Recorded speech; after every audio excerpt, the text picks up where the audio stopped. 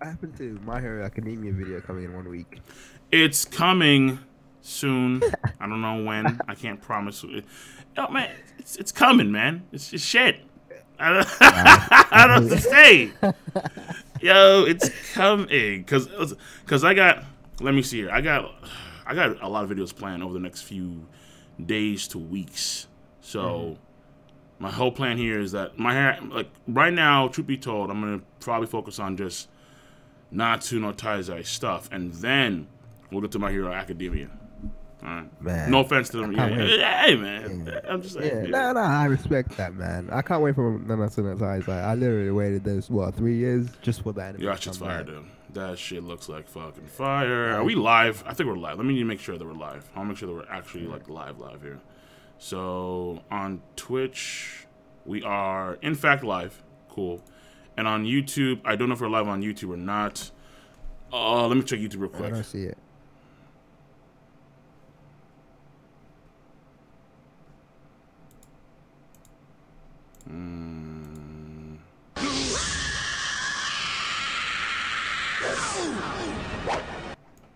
Hold on. No, it says that we're on YouTube. Yeah, it says that we're on. So it should be on. Hold on. You're not showing up with my sub box.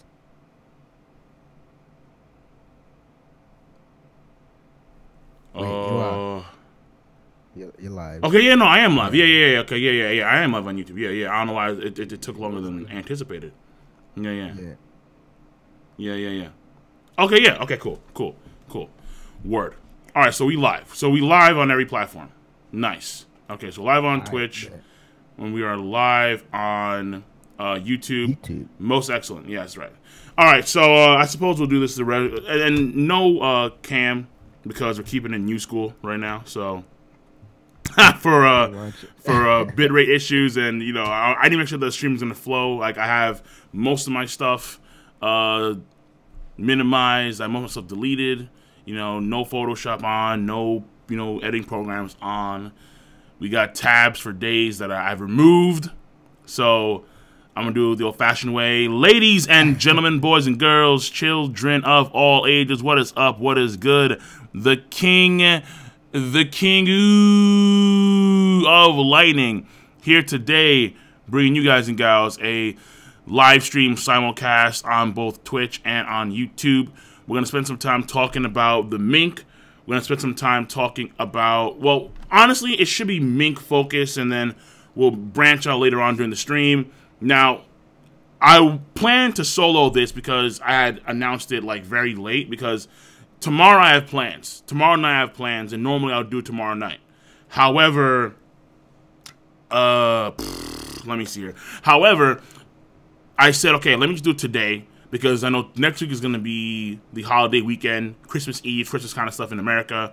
So I said, okay, let me just do it today, and then let's see who comes in. And thankfully, we have at least one outstanding person. May you introduce yourself to the crowd.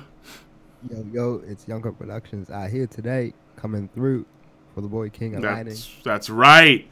Yonko Productions coming through for the Kingu. So that was cool. That was lit, honestly. And I know Ty said he wanted to come.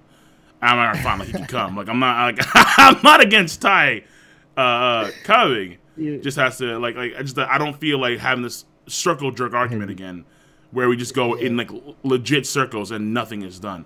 So like if you want to listen, if people want us to debate in great detail about the whole the whole Katakuri and Luffy thing, we can have a stream dedicated to that if you really want to just be a part of the cancer. I invited Ty. I mean, because we have Ty should have the invite. If he doesn't have the invite, then I don't know. Yeah. And then maybe, I'm not too sure, but maybe SunPatch will come in too at some point. She may come in, not too sure. But everybody has the link, or at least those that come to the streams normally, they have the link. And if they come in, they come in. If they don't come in, it is what it is there. So, that being said, I do. Yes, I know. This dude Brago did a top 30 strongest One Piece characters of 2017, or as of 2017, and I will definitely get to that. Definitely get to that at some point. I just don't know when exactly. But I gotta thank a few cats for doing the subscriptions on Twitch as usual. First and foremost, hold on, let me get my shit out because I am so fucking disorganized right now. It is stupid. All right, okay. So Westfire for a tier 1 subscription for 12 months. And then we have Gizmofo for 11 months as well. That's cool shit. That is cool shit. All right, so when it comes to questions, when it comes to that kind of stuff, since it's me and Yonko for the time being, we will be very, very open to questions. Like, I'm not going to front, okay? Just by all means, have your questions, whatever you want to talk about, because right now we're a duet. All right, and then we're gonna go for about 2 hours, and then we may go 3 or 4. Whoever comes in can come in, but we're gonna have a 2-hour stream, like legit. We're not gonna pull a Braga where it's 30 minutes and 30 minutes is like 30 hours. No, we're not gonna do that. Okay, it's gonna be 2 hours. You have 2 hours. Ask your questions. All right, and then Yonko may lay down some.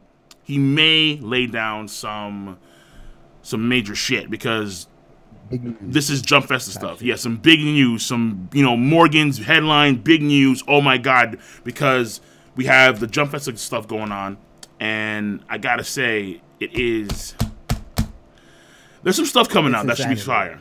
Yeah. It's insanity. Yeah. Sundays are always One Piece related. So Sundays with Jump Festa, they have their own panels where they talk about the manga, they talk about the games. Definitely, they're gonna talk about World Seeker. They're talking about all that One Piece related stuff. On top of that, other series as well. That game is the, what do you call it? That's the game that's coming out. That's like an open world game of One Piece. Yeah. Word. That's some cool shit right there. So, I mean, hopefully it's gonna be good. All right, that's what I hope for. But, I mean, it's safe to say that a lot of the One Piece games that come out aren't exactly. They're meh. Yeah, they're very, very meh. The best, basically. Yeah, exactly. Yeah. Like I know some people really like the Burning Blood, but from what I've seen, it's really divisive. Where some people are like, I really like that game, and then others are like, nah, it's crap. This that. And like the Pirate Warriors game was the first one where you had people really like looking for a One Piece game, but then again, it's a Muso fighter, so not really many people are interested in those types of games. But this seems like a whole new approach, and I think they really wanted to bring Oda on board, and like Oda wants to because he's conquered different mediums. I think he really wants to. Or together with Bandai and stuff, they want to conquer the gaming side. So it'll be interesting to see who they have developing this game. On top of that, the trailers, the aesthetic, even from the screenshots, it looks like a really interesting game, at least from the playable side. Right. Exactly. Yeah. And then so like you have the let me see here. From that standpoint, One Piece is making some ground here, which is awesome. Do you think that there's gonna be any news for a movie coming up for One Piece or not? Movie, that's a bit rough. I don't think they'll have any film stuff planned out, and that's purely on the Toei side, because the amount of projects they have so far, it's not the worst. I mean, they really so far what they did is they reduced their capacity in terms of productions to the bare minimum because they built a whole new they rebuilt their offices, right? So now through this month and stuff, and they're moving back, and you'll see more announcements. But I don't necessarily think that because it's really intense, dealing with a whole movie production and consulting with Oda and stuff. I don't necessarily believe that we'll get a movie next year. Maybe 2019, but it's a hard to tell one. Okay, fair enough. And then also, when it comes to the guy that, just tell the chat that there's some guy that basically apologized for the whole, supposed, Wano Kuni supposed to be this year, but actually no mas not happening. So just lay that out for the chat. So basically what happened is the editor came yesterday, and he's like, sorry that One Piece didn't enter Wano country. Basically, it's like we mentioned Wano last year, and it didn't happen. So apologies for that. But so they know, like, from Oda's capacity and stuff, that okay, One Piece didn't enter Wano. We're still looking forward to that, but look forward to what happens today and whatever gets announced today. But from what it looks like, it's still going to be some ways off before we get to Wano.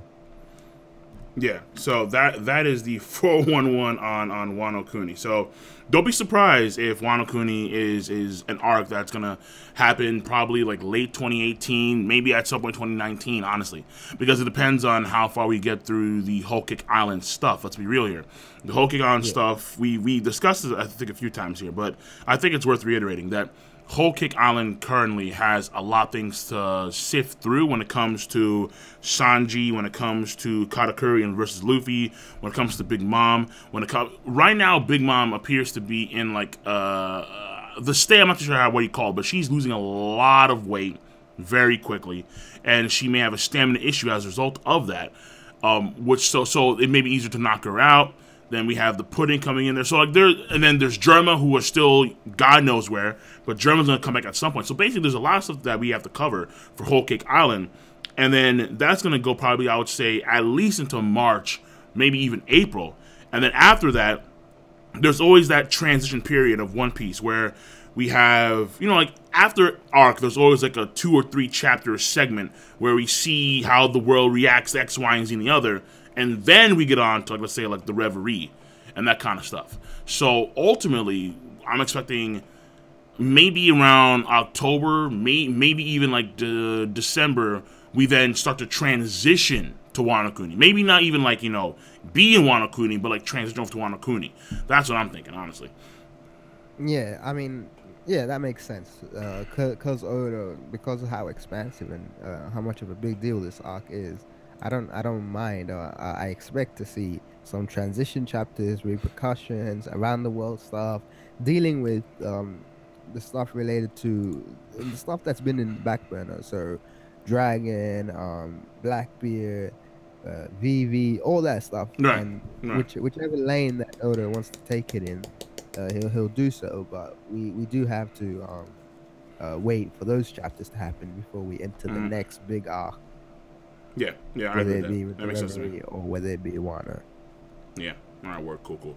So now, well, first of all, I see Ty. He's finally here. Good shit. Now what's up, man? How you doing, man? How you doing, Ty? Okay, well, yo, that's Ty. Okay, all right, word. Yo, by the way, so I want to give a big ups to Brago because I saw his 9-hour plus stream. I was in there for I don't know how many hours, but that shit was crazy. They did a top 30 One Piece characters on during that 9-hour stream. Oh no, that was the entire stream, and I was gonna do that at some point because Brago did tell me about the stream I think on Wednesday, and I forgot about it entirely. So I do apologize to Brago, but I am going to do a video real soon of my top 30 One Piece characters. Spoiler alert, Dragon's not number 1. Sorry, it's not happening. But however you think about that. But I do have a topic that I kind of want to talk about pertaining to that. So I'll say that for last because I was at the end of the stream and I saw where a lot of folks actually chose number 1, and it surprised me because Brago had his cats in there. Ty, you were in there, but you kind of left early, I think, right? Ty? I have to head out. Okay, we're welcome. Yeah. So I do want to talk about the number 1 spot that kind of surprised me with a lot of people's choices. But before that, I want to talk about Carrot. So this is clearly the title of the stream. And again, chat, both chats, whether on Twitch or on YouTube, because we are now a, what's the term here? A quartet, whatever. My English sucks. I'm not good at English. I'm good at math, all right? Doesn't matter. We're a trio. Yeah, quartet. Man, whatever. We're a trio, okay? God's like a retard. I sound like a flat-out retard. We are a trio. Okay, we are a trio at this point in time, and we may get bigger. So here's the thing. I am going to be open to questions more often than not when it comes to these type of streams, and that will probably get smaller and smaller as the stream goes on. And also, we have new notifications when it comes to Super Chat, when it comes to Twitch donations, when it comes to bits, that kind of stuff. So, the first thing I want to say here is, when it comes to character transformation that we saw, the Seulong, the official Viz translation of the transformation is Seulong Moon Lion. Not the, right, yeah, so I think the other site, Jaimimi is whatever it's called, they had, what now? I think. Yeah, like, like a CY... like a CEY transformation, something, whatever, yeah, something like that, yeah. But apparently that was wrong. Apparently, well, I would assume it's wrong because I would go with the official translation all the time. Obviously, yeah, makes sense. Yeah. So, Manga Stream had it down. All right, Manga Stream was right when it came to their translation. Seulong, so Seulong is Moonlight. Now I know a lot of folks were complaining about it when I was doing my live reaction of it on Twitch. But the reality is apparently sometimes one side gets it right and sometimes another side gets it right. And I think the conception here is that normally Manga Stream, they are worse translated than the other site, Aunt Jemima's Box, whatever it's called. But yeah. I mean, the thing with them is, and we've gone into this different types of ways is. Depending on this, like, because they can chuck in colloquialisms, misrepresent certain dialogue, but it is what it is, you know what I mean?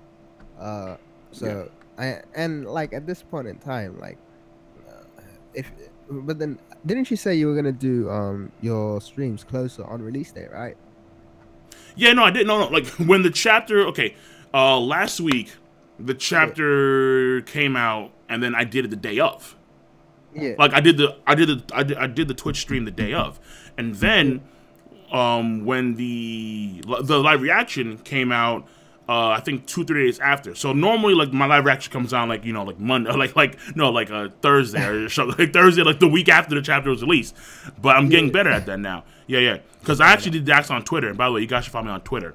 Yeah, you guys should do that, because I did do a poll on Twitter, and I was curious as to if I should keep my live reactions the way they are, to where sometimes there could be like a 4 to 5 day wait after chapter's release, or should I do the live reactions like the day of, or like a day later, where it's let's say a lot less editing, and but it's gonna be out quicker. And a lot of folks seem to prefer just having the chapters out, the live reaction out later, as long as I, make sure that I put the effort in to make it a higher quality live reaction. And so I'm cool with that. I'm cool with that. Yeah. I mean, that's one of the things that'll make you stand out, even though you stand out already, because everybody doesn't need to be doing live reactions the same way. Yeah, exactly. Because like everyone kind of does live reactions, like I used to do it too, where like I can do like 4 or 5 live reactions. Who is? Where are you? What is this? Oh yeah, you're in Vegas. Yeah. I'm in Vegas. So there's the pool. I think there's a nice glow right there. God damn. There's literally no other lights on right now, but I wanted to drop by because I didn't know if this is going to be a full-on reverie stream. No. And I didn't miss a reverie. I'm like, I can't miss a reverie. I want to get my boy King some of those $500 donations. Bro. No, that's gonna happen. So the reverie part 3 is happening at the beginning of next year. So that's gonna happen around January. Yeah, big news. So beginning of next year. So so before the first chapter of 2018, we're gonna cover our thoughts on, let's say, the best chapter of 2017. Our predictions for 2018 and when One Piece is going to lie, the best moments of 2018, like that kind of stuff. So that's what we're gonna do for the Reverie Part 3. Again, that's gonna be early next year. I'm going to say, because I'm not too sure when that comes out, non-legally. I'm not too sure exactly when that comes out, but it's coming out before then, definitely. So you guys should definitely have your eyes open for that. Now, the Jump Festa stuff, Yonko's going to talk about that in great detail, guys, because that's still going on. The One Piece stuff hasn't happened yet in Jump Festa, right? Right. Yeah, it hasn't happened. Right, exactly, yeah. So far was they showed a preview of Season 3 of My Hero, and they showed a preview already, unbelievably, of season 4 of Shokugeki, which I was so excited about because I'm here with Reagan and Liz, and they both are huge fans of Food Wars, and as am I. So it's welcome to the family, son. Okay, all right, fair enough. Because here's the thing. Because what is that? Yeah. Definitely do that in my stream. Don't do that. Do please do not. No. What is, dude? Do I need to block you now? Like, what is this, Roger? All right. Demonetization was. It's all good. No, oh my God, y'all like. No, hey, no, don't let me block this man. Do not let me block this man. No. But no, beyond Shokugeki and beyond My Hero, there hasn't been a lot of information yet. But one of the editors of One Piece, and I'm sure our resident pirate over there, Yonko Productions, has confirmed this. Is I mean that in a loving way, you know I mean that, Yonko. But, Same, I know. Basically, they confirmed, the editor said that he was apologizing for Wano not being this year. Yeah. And that, like, they're just excited for what's to come in 2018. But to be honest, I don't really... Oh, Obi's here, too. My little dog friend. He's over here, too. See, Vegas is great. Oh, so kawaii. So kawaii desu ne. Oh! Bro, man, I wish I could be in Vegas right now, but nah, man. I just finished my finals, honestly. So. Cold right now. I haven't even taken off my shirt yet. I'm really just. Dude, that's not cold. Shut up. Stop. That's cold, not cold. Dude. No, dude. I lived in Buffalo for 7 years. You don't know what fucking cold is, bro. Stop that shit.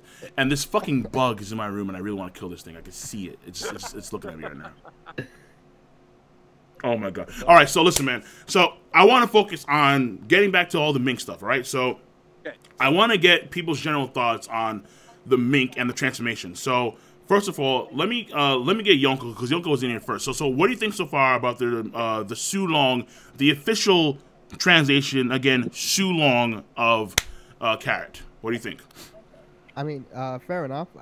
From what I heard from Steven, it's like it's something that Oda himself like came up with, and etymology-wise, there's not really a connection there, and he might clarify on it later on. So if they're going with Seulong, it is Seulong. But if the story dictates something else, and if Oda has some connection or some something to link it to later on, then it might change, which is cool by me. I don't really mind.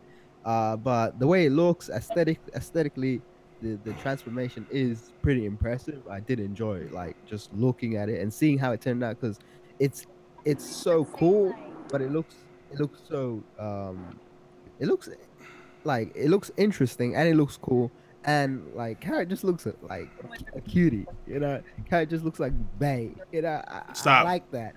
No, I gotta be honest. I said in my live reaction, I said hashtag am I a furry now? Because Carrot is something else, man. The new Carrot. You were even in that. You were in that video when I did that reaction. I know. I really do like Seulong Carrot. But what you were saying, Yonko, about like what Seulong means, is it directly translates to moon and lion. So there is a correlation with the moon, and I guess like maybe the lion was the first mink to activate it or something like that. It just feels to me like Seulong is basically the awakening for minks, right? It's because we know minks play hockey. But Seulong maybe would just be like the awakening of whatever that is. I'm excited to see what it means for other characters. Like the one in particular I'm thinking of, Zoro may or may not be dead, we still don't know. But in terms of characters we know of who are minks that I think will eventually activate Seulong, beyond Nekomamushi and Inuarashi, which I think will probably happen in Wano, which I'm hyped for, I really want to see Beppo. I want to see Seulong Beppo. A Seulong Beppo, bro? You think that Beppo can go Seulong? Has he even trained for? I don't think he's trained for that. I don't think he has the qualifications. I don't think he has to train. He's a musketeer of the moon, not the Moon Knights, but like what are they called? The Moon Musketeers. He is the Guardians. He's along with like Pedro and the rest of them, so he can. I think it's like even though it's not the same thing, like you know, like Naruto, they got the Kekkei Genkai. I think like any meat could do it. They just need to be in the moon. Kekkei Genkai, bro. Okay, so awesome. So here's the thing though. So the transformation right now with Carrot, we know that she has silver hair and she has red eyes, but is that a thing where all of them have it, or was this her? Like, can we say that all of them are going to have that feature, or well, is it going to be the case where like they're going to change it up? Was her Nah, you know what? They're all probably like that because you know the moon is white too, so it's probably like a thing where it's like everybody just turns white, and you know, like with the fur. Right. Okay. Yeah, So like I think the glowing red eyes will definitely transfer to everybody. I think just glowing red seems like something that's kind of scary in the first place. Okay. Here, I'm not sure, but I totally see like what Ty was talking about. Is it probably has something to do with the moon and like the shine of the moon and stuff like that. So yeah. Okay. Other thing too with the lion part, like I don't think it has something to do with it like lion wise, like a real lion, but just like lion wise, the part that like so it's a moon lion in that aspect, like she's king mode now, or she's like you know like those people that's the king of the jungle mode. Yeah. Yeah. I would agree with that. Yeah, it makes sense to me. Yeah. So the thing about so like Ty, your general sense on the transformation though, like was it like good? Would you want to see some more from it? Like you know, like what are your general thoughts on that? It highly impressed me, and I like it a lot. But more so because like I felt like Carrot was dope already. She was already strong. She wasn't weak at all. Like I like her without this transformation. This transformation just gave her a boost. And then they hyping her boost up like she's on a different level. Yeah, no, like, so, like she did it speed, like how she jumped off the top and like how she kind of like flew, she skimmed the water and then she darted in midair to all those guys, did that corkscrew flip. Like that was some very impressive stuff. And mind you, these guys aren't like they're fodder dudes, absolutely, but they're still big mom fodder. Like they're not. I would still argue her taking on like Daifuku's ship and Bavarian's ship is pretty huge because they are named fighters in Whole Cake Island, and like. I wouldn't be surprised if after all this she does end up fighting Smoothie. Right, yeah. I think that would be awesome in terms of like sort of telling us like what the power level would be of the other Seulong Minks, because we know Carrot's new to all of this, right? So true. Taking like commanders, like what are Nekomamushi and Inuarashi gonna do when they go Seulong during Wano? Like Jack's gonna be jumping. Yeah, that's what I'll say too. That's the thing too. Like, so. If they want any chance at Jack, though, they gotta jump him. Like they both gotta be in Moon Lion mode. Yeah. 2-on-1. Yo, bro, because Jack is fierce, bro. Jack is fierce, and that's the thing though too. So like the second thing I wanted to ask here, because now that we have our general thoughts, because see, for me overall, I do like the transformation. I think it's really cool. I just want to make sure that, again, for all you furry cats, you stay in the corner because like listen, like my thing here is that like. What she did was beastly. Like I'm not gonna knock it at all, and it did remind me a lot of what Hakuba did. But I do have a video coming out like in the near future about that as well. So let me not say anything more. But what she did was very impressive, no doubt. And knowing that Pedro taught her, and there are still superior minks that can do that. Like I would argue, like let's say like Sicilian and like those cats of the Duke, they're stronger fighters than her, and they can probably do the Seulong transformation as well as the other high-end Guardians. They can do it as well. I don't. Again, Beppo, I don't know, but let's just save it for later. I think Beppo's on like he's with the main alliance, right? He's on Law's crew, and again we know he was part of that Moon Forest like Night Tribe or whatever. And I think it would just be because Beppo's already white and he has those little beady eyes. Beppo's eyes open for the first time and they're glowing red. And he's got all this crazy fur. Oh man, he looks so fierce. I want to see Seulong Beppo really badly. It'd be kind of crazy, honestly, but it'd be dope. Yeah, it'd be crazy. Yeah. It would be dope. It would be dope. That's one of those things that people like. To me, Beppo is like very close to Zoro, and like Zoro and Sanji and like level because like that's Lord's right hand man. But people like no. But now this Moon Lion thing, that could be something that could like put him on Zoro's like Ashura's level or close, or like make him more of a like a tough opponent to beat instead of like this Beppo that we see all the time. Right, because he's just like, kind of like a goofy kung fu character. Wait, hold on a second. You think that Beppo is on the same tier as Sanji and Zoro? Yeah, I wouldn't put it. I'm not gonna put it. I'm not gonna put it past Law and his crew. Like I think that like even the part that where like you know Aruj beat he beat Snack. That's a big deal. Like Capone was planning. He felt whatever like that, but he was planning on taking out Big Mom. And like you know, like these like I think Capone is currently stronger than Luffy. I feel like he's a vet and he's older than Luffy and he has the experience, and that's part of like with Aruj too. So where like you know Luffy eventually he's gonna surpass them all, but like he's not the. I don't think he's the strongest supernova right now. Like it might have had appeared like that at first. That like, oh, it's Luffy, Kid, and Law. But I think like after seeing more and stuff, they're gonna start seeing that like he's not the toughest one yet, but he probably has the most and stuff. Did you say that Capone is stronger than Luffy? Yeah, not in an offense kind of way, but I think that like I don't see Luffy getting through I that. I mean, Ty, I definitely got treatment. I don't think you mean just like in terms of fighting style. I think you mean in terms of. So you mean like defense? Oh no, okay, I see what you're saying. Okay. Yeah, okay. I think All right, okay. Luffy 1v1. Like I don't think Luffy. This guy's an impenetrable fortress and stuff. Like Luffy's not getting through that, especially with his Gear 4 time limit. Well, Big Mom got through that with basic punches. No, but that's Big Mom though. Even that, I was impressed by that. He took so many of those punches though. You know what I mean? Like I thought it was gonna be a wrap, like 1 or 2 punches, but he took like. In his Big Father mode? Yeah, he was taking out a lot of them. Look, I like Big Father a lot, but I don't think Capone. Like defensively speaking, I think Luffy, his arm and hockey. Would Luffy need a Gear 4 to take on someone like Capone when he's in Big Father form? I don't know. That's something that I never actually really thought about because his defense is good when he's in the castle form. Obviously, I mean, Big Mom required like how many punches and kicks to break through that, and then afterwards Capone had to go back to regular form. But at the same time, is defense enough to win a fight? You know, he has offense pseudo because he could turn it into like cannons and stuff. He's not all about defense, but I don't even think that's the best defense he could do. That's still something he did trying to save everybody at the same time. Like I don't think that's his impenetrable fortress mode thing. You know what I mean? Like his defense. Like put it like this: if we replaced him with Luffy, you think Luffy would have been in charge of the security of the defense thing? No, this guy Capone. No. But like Capone, that's what he's tailored towards. Like Capone, he has. I mean, Luffy. Let's be real here. Luffy is an idiot. He's a fool of the highest order. And so I'm not going to anticipate Big Mom would see Luffy being just a retard in the corner, and she's not going to give him authority to manage security. Hell no. No, absolutely but I get not. what he's saying though, because it's like, well, I also get what you're saying because Capone's main thing is defense, right? Like if this was a fighting game, Luffy would be a power character, and like Capone would be a character that you would always turtle as. You know what I mean? Pretty much. I mean, he has cannons, and cannons are nice and all, but cannons don't compare to like a Luffy's regular punch, you know? Like let alone like Gear 2 or Gear 3 versions of that, let alone a con gun for fuck's sake. I mean, okay, just let's just ran out Capone. Hold on, wait. We'll get back to Capone later because that is an interesting topic because I do like Capone and I think that he is higher up in the Supernova than folks give him credit for. I really do.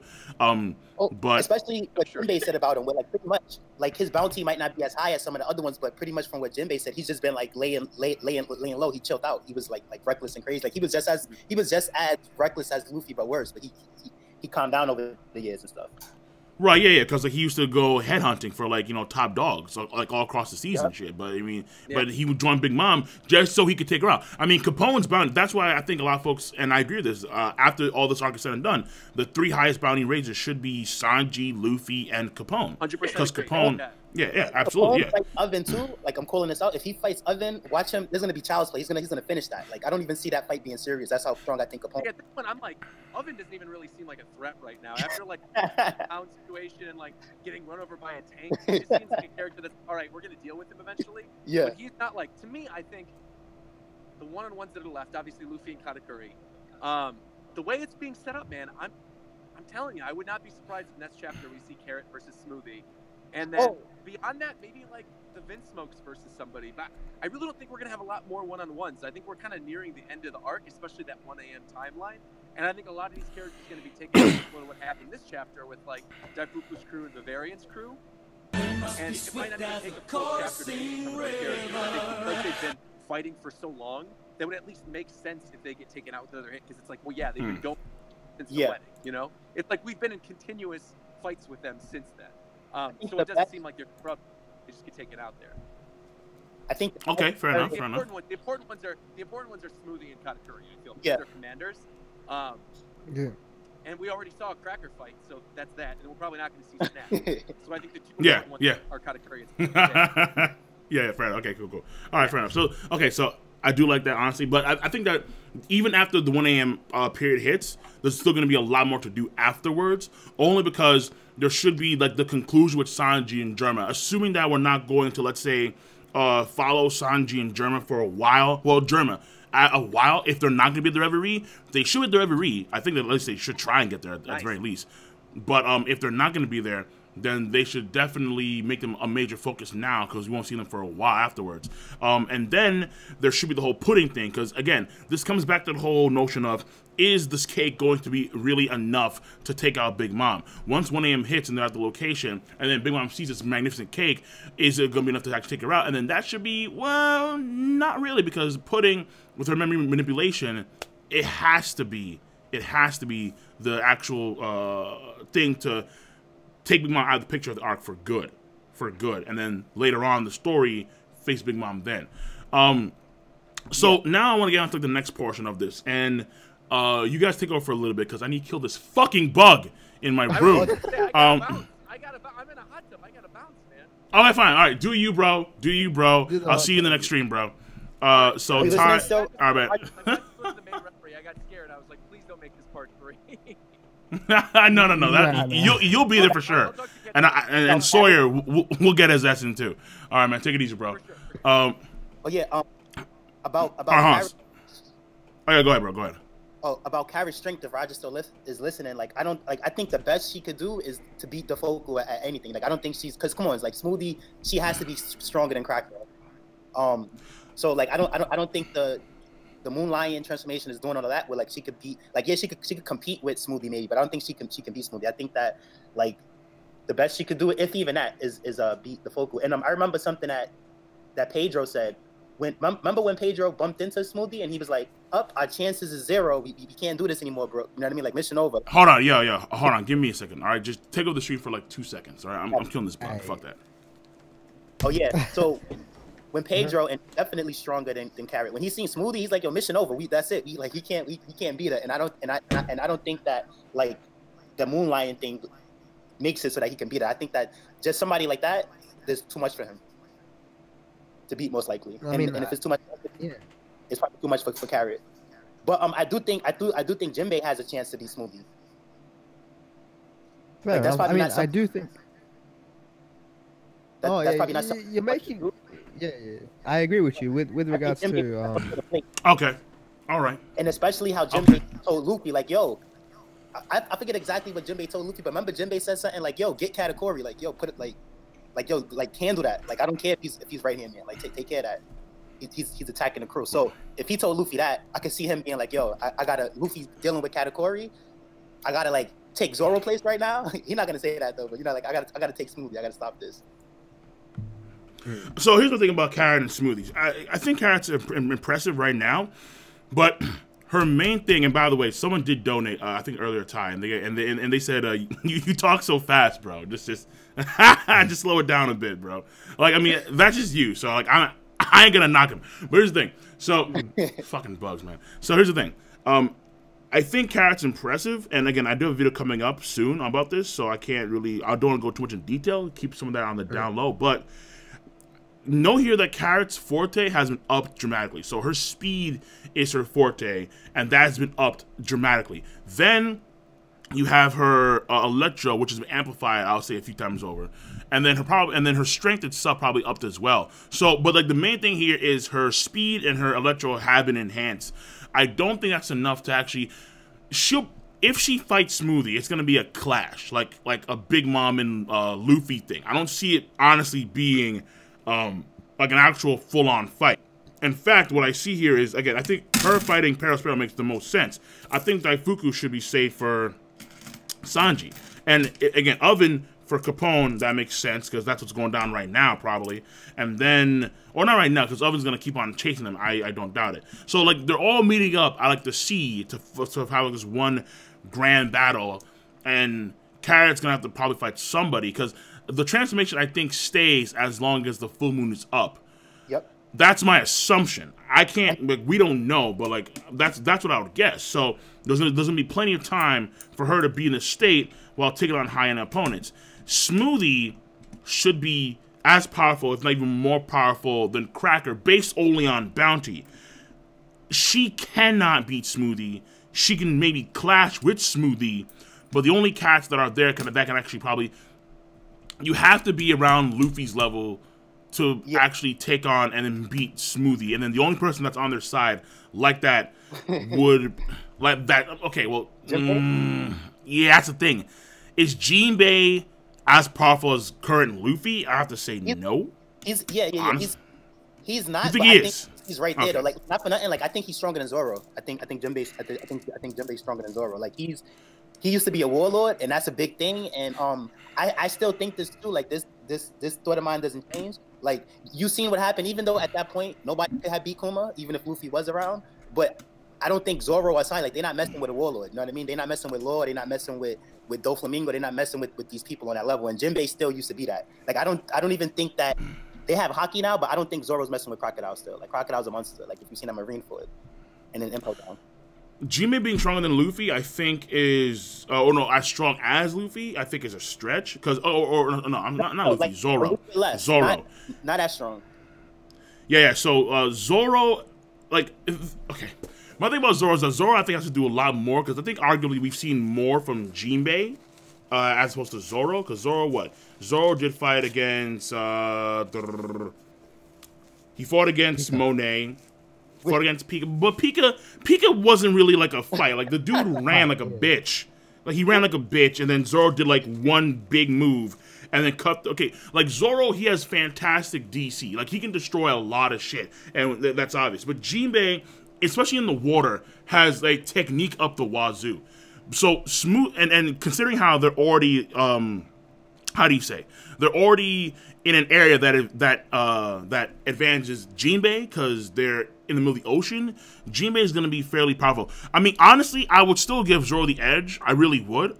But I can see Jinbei being around, like, you know, yeah, like Sanji Zoro level. Absolutely. Yeah, like, I can buy that. Yeah.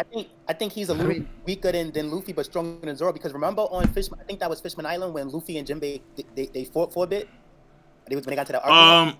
And Jinbei, Jinbei's like, yo, my dude, if this is your training, like what you did with Raleigh, I'm disappointed. But that's because he didn't see the gear 4. So I think Jinbei, like, he's really like where like, you know, at the end of the day, once Luffy goes gear 4 and stuff, even though that's limited, then it's like he's stronger than Jinbei. But and even that, I think Jinbei could possibly even this fight changes things. But before this fight, let's say like back in Dressrosa, gear 4. I don't think he could beat Jinbei within the 15 minutes. That's how strong Jinbei is. Jinbei is, yeah, like, I'm giving Jinbei a lot of credit. And again, like, you know, Jinbei, this dude, because they're in the water, too, he's going to be even more powerful. Because that's his thing. Water, like, it's yeah. But I mean, even on land, because he says that he's weaker on land, but he's been great on land. Like, he one-shot at Opera. He did great at Marineford. And remember, he tied with Ace. So, like, he's close to, like, and Ace was Whitebeard's, like, maybe third or fourth strongest commander. Right, like, right. If you want to say third, that's why I think that he could beat Smoothie. He just got to, like, you know, step up and do it, put the work in. Yeah. I think that on land, Smoothie is superior. I would say that definitely. However, when it comes to actually fighting, let's say, like in this current environment, Jinbei has the advantage. He has the clear advantage of the area. It's kind of like Crocodile in Alabasta. This man had a massive advantage. And as a result of that, he could create these massive sandstorms with ease. With Jinbei in the water, he's a very powerful opponent. But Smoothie, I think, she may have some countermeasures against that, maybe. But if Smoothie's going to be being, it's going to be here probably because, again, everyone's kind of gathering here to this location. Because Sanji's en route. Luffy is trying to get somewhere. And I think it should be fairly easy. Because let's say you have Luffy and Katakuri, they're doing their thing. Well, Capone should have mirrors on his ship. So I won't be surprised at all if, let's say, you have a, you know, like Luffy somehow wind up in, like, let's say, a Capone ship because of a mirror, you know? And then they go from there. So that's what I think is going to go down with the whole gathering in the middle of the ocean to take on Big Mom. And Smoothie's going to be at that disadvantage. Now, I know folks say that she can, you know, kind of like maybe do something in the water with her powers. I don't think so. I don't think that there's a chance. I don't see her scale being that big to where she could, like, suck up water, like, make it, and, like, you know, like, do, like, some weird juiced area. Like, I don't see that really happening. Because we saw Oven do it with the, but, like, because she's a Duffery user. I have a lot of imagination, but, like, I can see, like, if they want to make her that broken, like, I can just see her putting her hands in the water and just. They're not gonna make her that broken, though. Evaporates and goes, like, yeah, like. They're not, dude. They're not gonna make her that. That's crazy. like that would be listen, insane. Just Yeah. take like Jinbei it off would the be, anyway.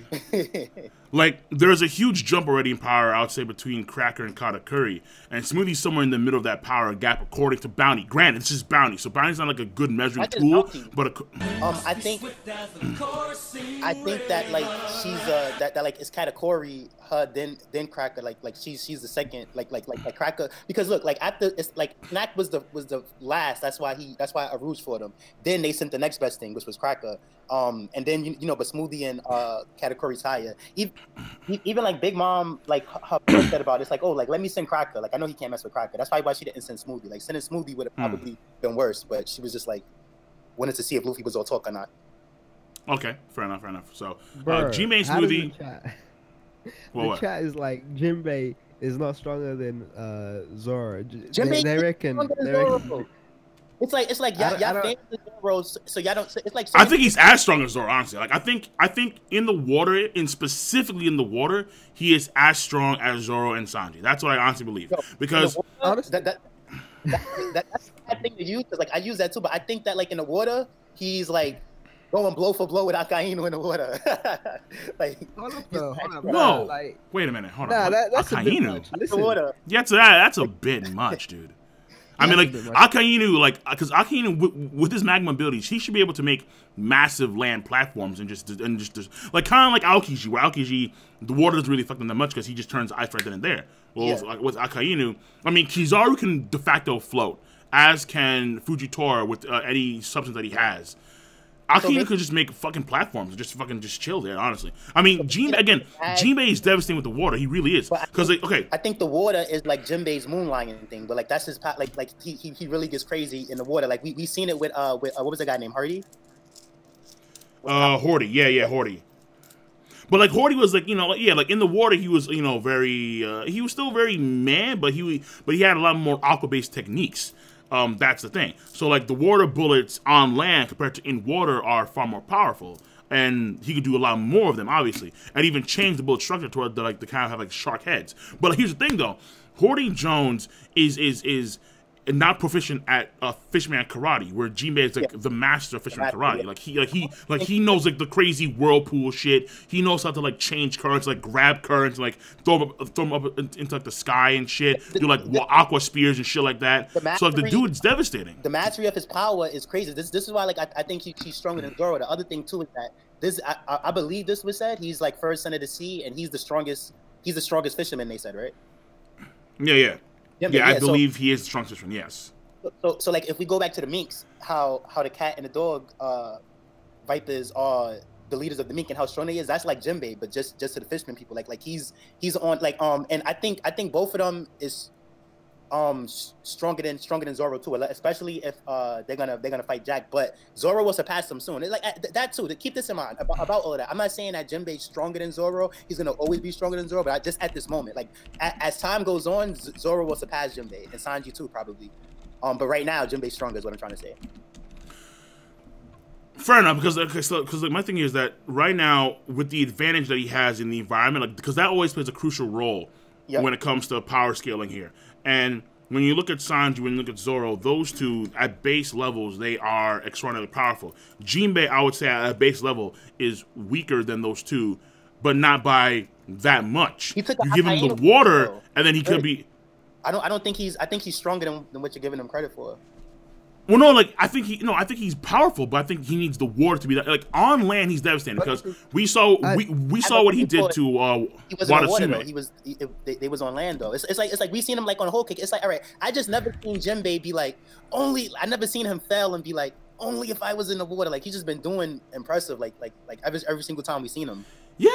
No. Like no doubt. But what I'm saying here is that Jinbei, his main forte comes from technique and being able to do like, okay, when he's on the land, what do we see with Jinbei? We sometimes see water bullet variations, like where like they have like the water drop come from like their body, like they throw it. We've seen Jinbei do variants of that. And then for him, it's mainly the shockwave fist where he's able to manipulate the water.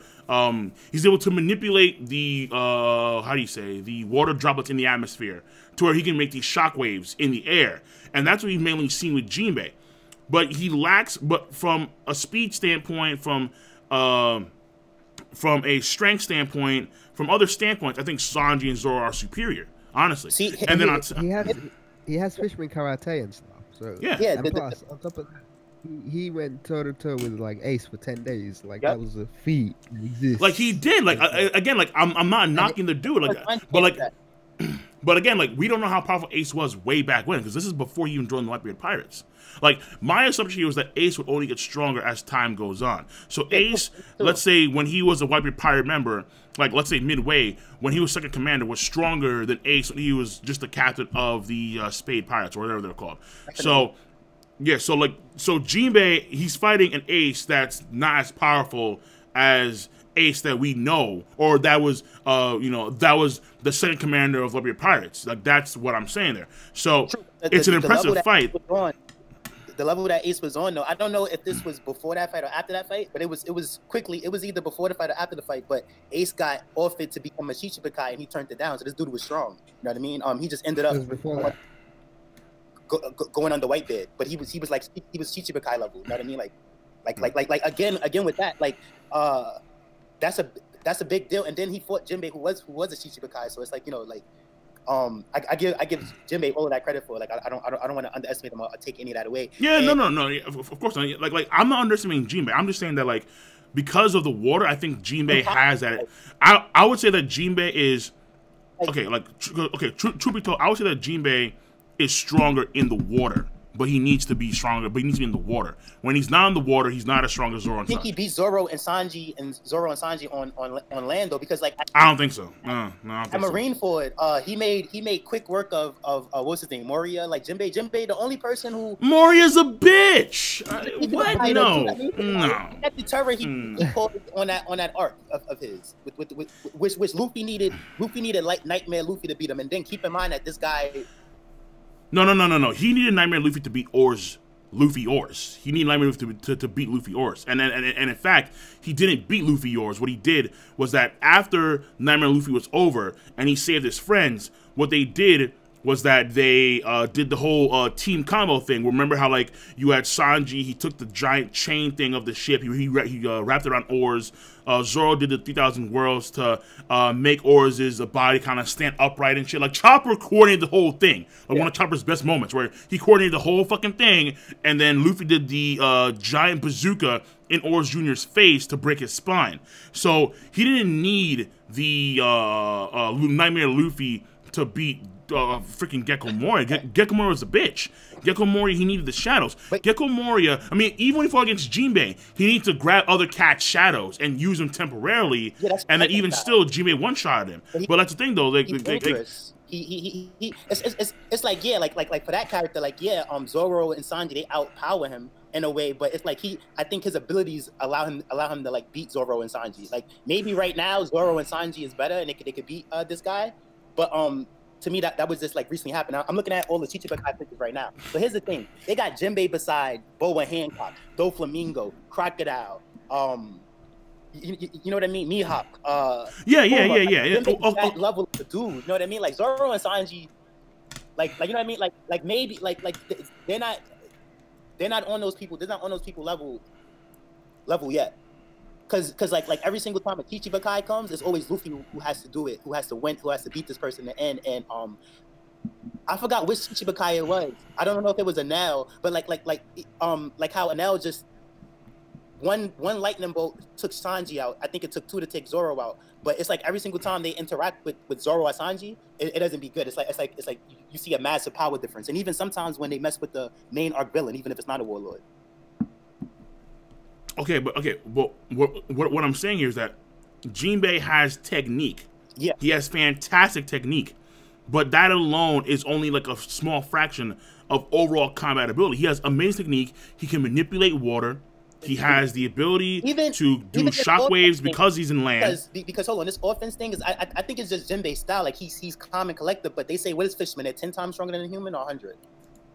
Probably 10, right? That's 10 times at base, so, yes. You know, he's not a zone user, but he's like, you know what I mean? Like one of his punches is probably equal to one of Sanji kicks. You know what I mean? If not stronger. We seen what he did to Opera, and this guy is serious. Like he's no joke. Like if they're lucky, Jinbei's an ally. Like if he was on an island, like when I first seen that picture of Jinbei and his bounty, I was scared. I'm like, yo, son. Like I wonder when they're gonna face this guy. But it turns out it's fun. You know what I mean? Like they'll have hell if they went on an island that Jinbei owned, and Jinbei was doing some shady stuff over there, and they had to take Jinbei down. Okay, so again, I think on top of that, go ahead. You gotta consider Jinbei's tactical abilities, right? So even if it's not a like strength standpoint 1v1, you gotta consider that the fact that he is a tactician and he does, you know, intelligence wise, he is above most, you know, just fighters, you know. And he has shown that in Marineford, Fishman Island, and the like, and in the past. So that does come under one of his, you know, abilities, you know. So it's multifaceted. He makes up an offense and defense. Like so he doesn't need the speed. It's like Jack, where like, because check this out. Somebody tried to say this about Jack one time, that he's trash because the cat just grabbed him and threw him on the floor, and he wouldn't have been able to do that to Dofi. So true, Dofi wouldn't have got grabbed up like that, but the same time, that throw didn't hurt Jack. Jack got right back up. So some people's stats, they don't need speed, but they're still deadly. You know what I mean? It's like one of those things where like that drop probably took like 1 HP from Jack. So again, let's see. This is my thing right here. So again, I see what you're saying, but here's my point. My point here is that, okay, well, there's several points. Number one is that when you look at what Jinbei did against Moria back during pre-time skip, I would say pre-time skip, yeah, Jinbei was definitely stronger than Zoro and Sanji. But when you look at the fact that they went through 2 years of training, we can say that Jinbei got stronger maybe over the course of 2 years. Yep. I don't know what exactly I would base that on, but I would assume over time he would get stronger. That'd be my general assumption. But the thing here is that those three, the top three in the crew, they've been training for 2 years nonstop, basically, to become far stronger. Now, what I would point to here is when you look at, let's say, Jinbei and Sanji, what they did to Wadasume. Wadasume, who inflated his body to, I forgot what size exactly he was, but okay, no. Wadasume was 400 meters tall. Jinbei was able to, with a shockwave fist, kind of propel up into the air, but Sanji was the one who set him ablaze with one kick. I mean, like his entire body was covered in fire with one kick, and the dude was 400, and the dude was 400 meters tall. And no, actually, no, he was bigger than that because he puffed up. And then on top of that, when you have Jinbei in a situation on land, let's say you throw Jinbei in a situation like, let's say, during Dressrosa, what Jinbei is doing is devastating stuff, but he lacks the strength and the AoE attacks that Zoro has. Like Jinbei has Zoro. Like we never got to see that's what I'm saying though. Like that's what I'm saying though. No, like what I'm saying is that Sanji and Zoro haven't even gone all out yet in fights. Nobody's been a challenge to he can do it. Like he has his Ashura level move. He has, like, you know how Kuma did Ursa Shock and Wild Fire on the whole. I'm pretty sure Jinbei could do something like that. We just haven't seen him. We haven't seen him do that. So it's not fair to say that, you know, oh, he lacks like he Sanji and like you don't think he has a Hell's Memory type of thing, or he doesn't have a Ashura kind of thing. Like he has his OP. I mean, listen, I think that if he would have a transmission stay of some kind, it would be water-based. Again, the water makes him superior. Not his transformation. I just mean like a haymaker attack, like his you know, like in Burning Blood, like when they do their special, like his like his finisher move. You know what I mean? Like he has. Well, okay. Well, the thing about it is that for Jinbei's standards move has been the 1,000 or the 10,000 tile fist, you know, like his standard where like he's all standing in the karate form. He punches the air kind of like reverberates, and then like the shockwave happens, you know. But the thing here is that when it comes from a tactician standpoint, so let me go to that because Yonko did mention that only applies to, or that's in favor of Jinbei against Zoro, not Sanji, because Sanji is smarter than the other two when it comes to combat. That's been shown in various occasions, but we do know that Luffy is combat savvy. So Luffy and Zoro and Sanji are combat savvy. Jinbei, I would assume, is combat savvy, but it's shown where those three, in particular Sanji, are kind of like pseudo geniuses when it comes to coming with stuff in the midst of combat. So I'm not gonna say that Jinbe doesn't have it, but it hasn't been shown yet. You see what I'm saying, Yonko? Yeah. Like, yeah, like he probably does have it, but is it of the same degree as those three? Yeah, but we don't know. But while we didn't see it, this guy tied with Ace, and we seen Ace do it. You know, so put it like this, like the Ace thing is impressive. Like, Ace made that big giant, what was it called, Entei? You know what I mean? And this guy tied with him, even though like that was an earlier Ace, but it was still a Shichibukai level Ace.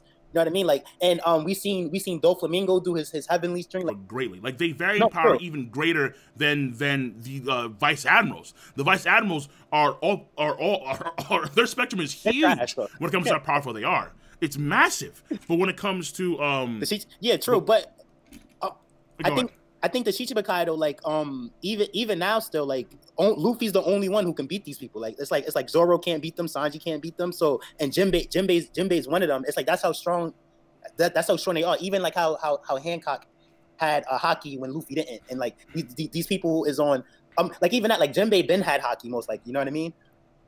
It like these people they're just on that like the level varies. You know what I mean? Yeah, probably. Yeah. No. I take that back. Like they could beat Zoro and Sanji could beat this guy Buggy. You know what I mean? They could beat Buggy, but Buggy's like a troll. It's like a trollish warlord. He's not a serious one. But even that, like when you seen that Impel down, but check this out. They might not even be able to beat Buggy though, because like when you seen Impel down, right? You're reaching, bro. No, I'm not. No, I'm serious. This needs to get said though, because this is important. And it's just some people they don't like it because it's like they want the Monster Trio to win all the time. But like some things is like I take other things into account. I'm not trying to just like fan over it. So like remember in Impel Down where those monkey things, the snow monkey things, the blue things, and they wasn't scared of them. Like Luffy wasn't scared, but Buggy was scared and he was running, and Luffy just did a gear second punch and knocked him out. So Buggy was scared or whatever that. But after a while, Buggy stopped being scared and he made his Buggy Ball punch or whatever and knocked one of them out. And Luffy did his punch and knocked one of them out. So at the same time, Buggy's just a coward, but this dude is like, he's still like a captain level dude and is strong and is like close to Luffy. Buggy? Wait, okay. And now I think you're definitely like reaching. Well, this was back then though. You know what I mean? Like this is not now because we don't know if Buggy could do any gear 4th level stuff. But I mean like back then where like like the strength to knock out one of those things too. He's not as trash as he seems. You know what I mean? Like we haven't seen Buggy get into a fight, but I mean we kind of did like the stuff he did at Impel Down. Like he's not bad. You know what I mean? Like not like he's like a Sanji. He's like a Sanji Zoro level character just slept on. Buggy? Yeah. No chance. No chance in hell, dude. No, listen. Wait, listen. Buggy has a very convenient ability when it comes to swordsman, but when it comes to blunt force, he's pitiful when it comes to blunt force. And on top of that, yes, he does have tactics. Okay, I'll give him that to an extent. Yeah. To a very small extent, but it's not enough to put him, I would say, on Sanji or on Zoro level. Not even close to those two. In all honesty, I think Brook coast Buggy. I think Frankie coast Buggy. No, but this is the thing. He's not honestly. That weak, though, you know what I mean? Honestly, dude. Even if you don't want to say it, it's like he's not. Like I don't think he's that weak that like Frankie could just, you know what I mean? Frankie could just take him out. I think Frankie would fuck him up. I think he would fuck him up raw. He would body him. Thank you. Okay, listen. Maybe Buggy got stronger over time too, but nah. I honestly like Chopper bodies him straight up, dude. Usopp, all right. Usopp would get confident as piss and body him. Like every member in the crew would body Buggy. I think so, honestly. Even Nami at this point, when come on, Nami, Buggy's not that weak. Yes, no way. Yes. All right, look. Might not be like I might be. You know what I mean? I might be giving him a little, but he's not. Like I might be giving him a little extra credibility, but I don't think little. You said he was Sanji Zoro tier. What? A little. So what about him? What about the part on Impel Down when he was like, when he was scared at first, right? But he was doing equal stuff to Luffy, like just characterization attacks to get second Luffy Impel Down. You know what I mean?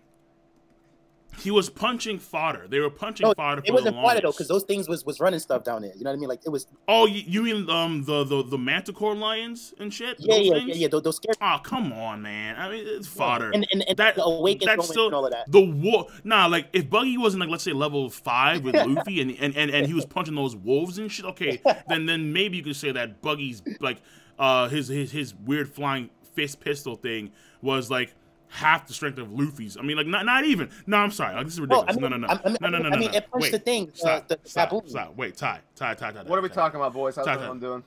We're talking about Buggy being. Ty is talking about Buggy being as strong as Sanji and Zoro, which is pretty surprising to me. How that can even like. Because one of the things is that like again, like with the Jinbei situation and stuff, strong doesn't always like it doesn't always have to be in like a who could dish out the.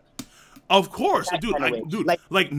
That's why I say like if remember that the CP9 fight and Sanji fought the wolf guy. I think Buggy can beat that wolf guy. You know what I mean? Like stuff like that. Like, you think he can beat Jabra? No, it's madness. Well, like, what?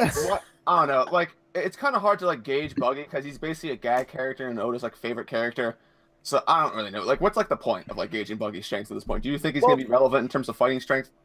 Never. Yeah. No, well, not OD where Smoothie's gonna come and then he's gonna be like, I got this. You guys go on. Like not like that, but he's a stronger character than like what it appears. Like he's gimmicky or whatever. But remember at Impo Down? Because like I remember this thing at Impo Down where like he was scared of the blue ape things, right?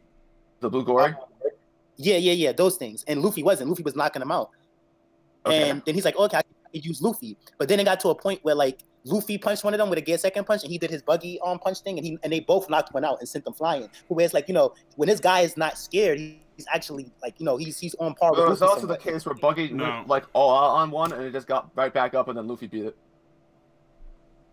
No, yeah, but that's because he wasn't confident or whatever like that. Like it was a difference in his. He's going all out and he's confident, bro. Like that's what I'm saying though. It's like just because Oda throws in like 1 or 2 parallel or gag moments between Buggy and Luffy doesn't mean that his strength is equal to that of Luffy's strength. Not even close. You need a consistent. Like here is an actual legitimate reason why you could say Buggy's strength is on the same level as freaking Luffy's strength back pre-time skip. But there's none of that. I mean, Ty, listen. There's none of that right now. Luffy has gear 4. Ty, listen, like, cause like I need to rein it back into Jinbe, cause here's the thing, Buggy being Chichibu guy is just a title, and the title themselves, you can kind of gauge where they are from a title standpoint, but you need more feats to kind of gauge where they would be. So when you have the Yonko, you know the wait. So like no, not even bounty, because look. Baron Tamago's bounty is 400 something. Does that make him stronger than Zoro or Sanji or Brook or Frankie or Law or Kid? No. I would say definitely not. I would say definitely Baron Tamago has a high ass bounty, but he's not, I would say, nearly as powerful as any of those guys. True. You can't bounty only, but to me anyway. Of course. No, but with Jinbei, these things hold weight because it's like he has everything. Jinbei has everything but King Conqueror's Haki and the Double Fruit. This guy has bounty. He has Chichibukai. He has title. Like that's what I'm saying. He's strong. He knocked people out. We haven't seen Jinbei. Wait, no, Ty. How do you think Jinbei is, Ty? Like, I wasn't here for this. A little bit weaker than Luffy, stronger than Zoro and Sanji though. All right, what are you thinking? I say that when he is not in the water, he is weaker than Sanji and Zoro. When he is in the water, he's stronger than Sanji and Zoro. That's what I say. Yeah, I don't know. I kind of like generalize this since he's going to be joining the crew. He's automatically weaker than Luffy. Like that's what that basically means. I just place him around Zoro Sanji level. Like I don't really know if it's like important. Like we haven't really seen enough from Jinbe to be like, oh yeah, for sure. Like here is his feats. Like we barely seen anything. So I don't know. Well. Jinbe, here's the thing. So when you compare, wait on. When you look at Jinbe, what he did in Marineford, and then you upscale that a little bit, because again, I would assume that he got stronger over time. That's just my general assumption with characters and shonen in general. They get stronger over time, not weak over time. All right, fine. I'm gonna give Jinbe, he got a power increase. The fact of the matter is that when it comes to when it comes to the Strat crew, they have specifically been training nonstop for 2 years, and we haven't seen any of the major characters really go all out. We've seen clashes here and there. Zoro had minor clashes, Sanji had major clashes, but they've never gone all out. Luffy has had the vast majority of the clashes, and Luffy, we've seen him pretty much go all out against all of his opponents. And we can say, and I can say with confidence, that Luffy is superior from the foundational standpoints than Jinbe. So from a strength standpoint, from a durability standpoint, from a speed standpoint, from all those foundational standpoints, from an endurance standpoint, Luffy's superior. The only thing that he's not superior in is stamina, because again, like I said before, he did fight against Ace for 5 days straight. We have no idea how powerful he is. Yeah. We have no idea how powerful Ace was back then. Again, I would assume that Ace, when he was the captain of the Spade Pirates, and Ace, when he's the second command of the Pirates, is stronger. That's my general assumption, because again, over time they get stronger. Unless you're like the 70-year-old mark in One Piece, and then you're way weaker, apparently. But though, like it's some. See, if it wasn't for this, it was because like I believe Luffy's gonna be Katakuri, and that's gonna be, and he's gonna be on a different level now. But see, like that, it's it's like not just because he beats him. Like he's beating him though. He's beating him like so. Look, this is my guess on what's gonna happen. This is not gonna be like Doflamingo where he gets a 15-minute rest and he does it like right now they're fighting and they're both at full health and he's gonna fight a man-to-man, no funny stuff, like no help from Nami, like he's gonna really beat this guy. And I remember that's what he says. He made a comment and he was like, "Yo, what's up with this crew? Can I not beat anybody on this crew without eating?" So, you know what I mean? Like without eating their powers and stuff. So I think that was mentioned too, because he's gonna beat this guy for real without eating. Like he's not gonna eat the mooch no more. You know what I mean? Like he's probably not even gonna do that. You know what I mean? Like he's gonna beat. And at that point, he's stronger than Jinbe now, because he's right hand man level. And but look, before this fight though, Gear 4th is not enough to take Jinbe out. You know that. What? Dude, how on earth? Okay, listen. Let me say something real quick. I know, like, this is where the difference of opinion comes. Ty thinks that Jinbe is enough to fight Smoothie, and I don't agree with that at all. So from a foundational standpoint, we disagree, and I know your reasoning for it. I just simply don't agree with it. So no, but okay. No. Wait, Ty, wait, hold on. Let me just say this, and then what I'm gonna do is that I'm gonna go through some of the donations, some of the subscribers, right, and then after that, we'll get back to Jinbe, because I did want to kind of talk about Carrot, but I guess I need to change the thumbnail to Jinbe now, because this is ridiculous. All right, I guess we're gonna change it to Jinbe, buddy. All right, so here's the thing, because I do want to get to what Driz said. So from hold on. Oh, okay, well we'll get Yonko in later. So I think that when it comes to Jinbe and Smoothie, if that's gonna be a thing, right? I think that Jinbe, in the water specifically, when you look at him being in the environment that he's in now, where they're all kind of like convening in the ocean, Jinbe has a massive advantage, and Smoothie has a disadvantage simply because of the environment. And if there's going to be a fight between Smoothie and Jinbe, Smoothie may have a hard time against Jinbe in a one-on-one fight in this particular environment, because Jinbe has the massive advantage. So now I want to hear Yonko's thoughts on a potential Jinbe and Smoothie fight. I think if it heads to water, I mean, look, the whole scenario is set up that we're having a naval battle, right? We're having a naval battle. We can't discount that, right? So the circumstances at play is there's no land involved at the moment as we see things, right? So having Jinbe is a massive asset. We've already seen how that has turned into a big plus just from the helmsman side, where he's steering the ship, and that's turned into a massive asset for the Straw Hats. Now, if it turns out to be Jinbe versus Smoothie, or even Jinbe versus anyone else, right? Discounting like Big Mom, right?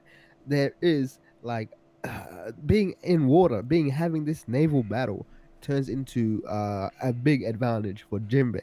Now, if we're going with Smoothie, yes, she can juice people out, but like you need to get access to Jinbe to do that to him. She's a close range fighter. That's basically what I'm saying, is she's a close range fighter, whereas Jinbe is a long range fighter. So Jinbe, number one, it's a naval battle. Number two, he's a long range fighter. It turns out to be a very big it's a plus for him. He has the advantage in this scenario if that's how the fight's gonna play out. Yeah. So on that note, on that note, okay, so I do need to get some donations because someone dropped 20 on Super Chat, which is cool. And by the way, you guys have noticed that there are new alerts and stuff like that. And then we can backtrack over to our good old pal Jinbei. So first and foremost, I do need to thank the Blood Prime for a subscription on Twitch, much appreciated. I do need to thank Creatively Created for another Twitch subscription. Thank you very much. Then we have a $5 donation from Flight X. All hail the Black Demon Toriko, the true Omni King of the past, present, and future. All shall kneel at his feet. I do respect that. Then we have a $2 donation from Kraken. Lol, why does this guy talk so fast? Again, so, you know, you do talk fast. Yeah. Some folks in the chat were complaining about that, but that's just you. Like, I'm not gonna try and tell you, hey, like, talk slower. Just do you, bro. Do you? I hear it. Now we have is that, like, if I talk slow, it'd probably be too slow the way it's like a stream, and then like I'll take forever to like talk. Right. Word. Okay, word. So then we have a Ma D Monk who dropped a 5.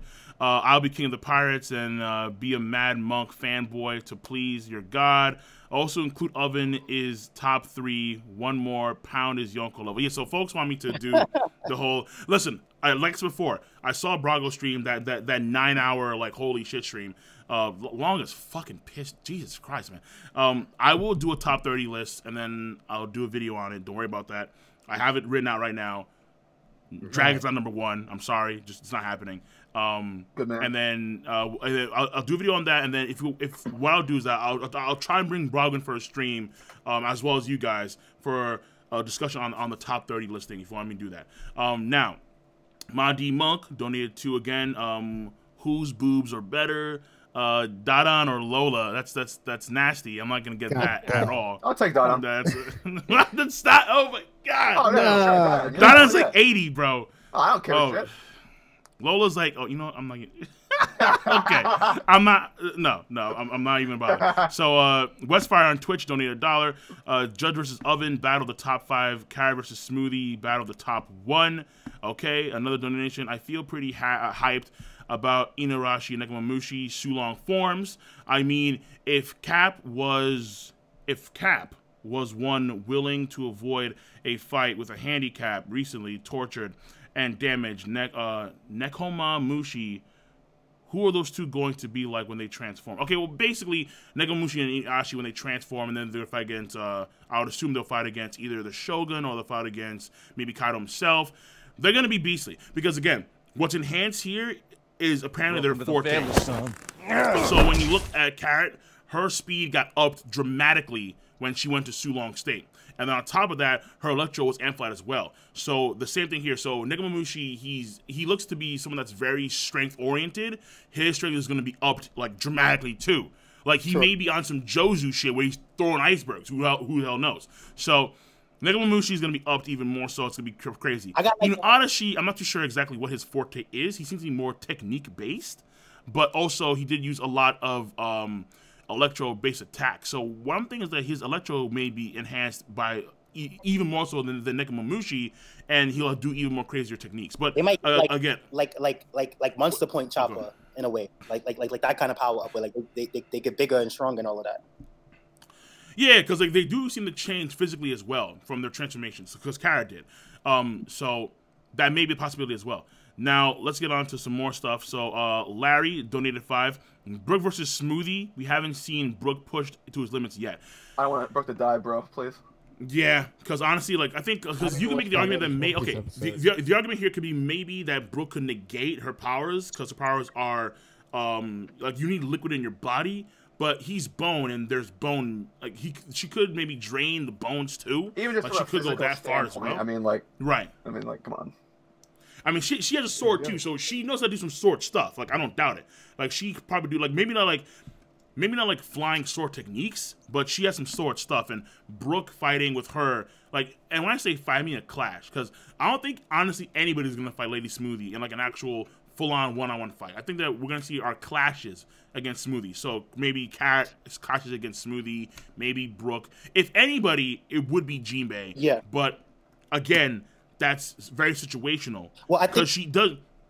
She does a high bounty for a reason, bro. That bounty's 900 plus. I thought the for a same fucking thing. reason. Like earlier, well, like at first, like when Cracker got defeated, I'm like, okay, he's gonna be the only one. It's just gonna be Cracker's gonna be defeated, and not another Sweet Commander. Because at that point, if 2 Sweet Commanders get taken out, the whole Big Mom crew might as well get taken out. Because at that point, like let's just say that like if Luffy was to beat Cracker and Katakuri, which he's about to do right now, right? And let's say nobody else gets hurt, like Smoothie's still alive, Big Mom is still good. What's stopping Blackbeard from just coming and, like what's stopping Shanks from just coming and taking them out? Because like they'll be weak after that. So I think at this point the way it's going is that Big Mom, like her crew is done. You know what I mean? Like everybody's getting beat besides Big Mom. She might pass out because of the cake, but like Smoothie's gonna get beaten. Katakuri's gonna get beaten, and it's like everybody's gonna get beaten. Like the news is I don't like think Luffy just wrecked her whole crew, and it's gonna be crazy. Do you think Shanks cares enough to come in? Like, whoa, Shanks? SunPatch. Shanks? I don't think so. Shanks. Oh, What's up, SunPatch?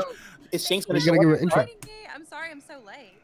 Hey, No, it's fine. It's fine. We all My lit. question Hold on. was, do you think You with your Shanks- grandmother, right? Yeah. Yeah, and my grandma had her birthday, and that was fun. And then my mom Yeah. decided to have late grocery run, and I didn't want her going by herself. So You got to make me some cookies. I need some cookies. we didn't get cookies, but we did get cake. Ooh. Yeah, Hey. it was really good. That's cool. Sorry, I totally Oh, boy. interrupted. But my question was, do you think that Shanks would care enough to come in rather than, I think Kaido would be the one, he seems the one to want to start crap. I Oh, don't think, For Whole Cake Island? yeah. yeah, true. If they knew about it, maybe, and they were given enough time, but I don't know. At this point, the arc's only been going on for like a day and a half, 2 days. Yeah.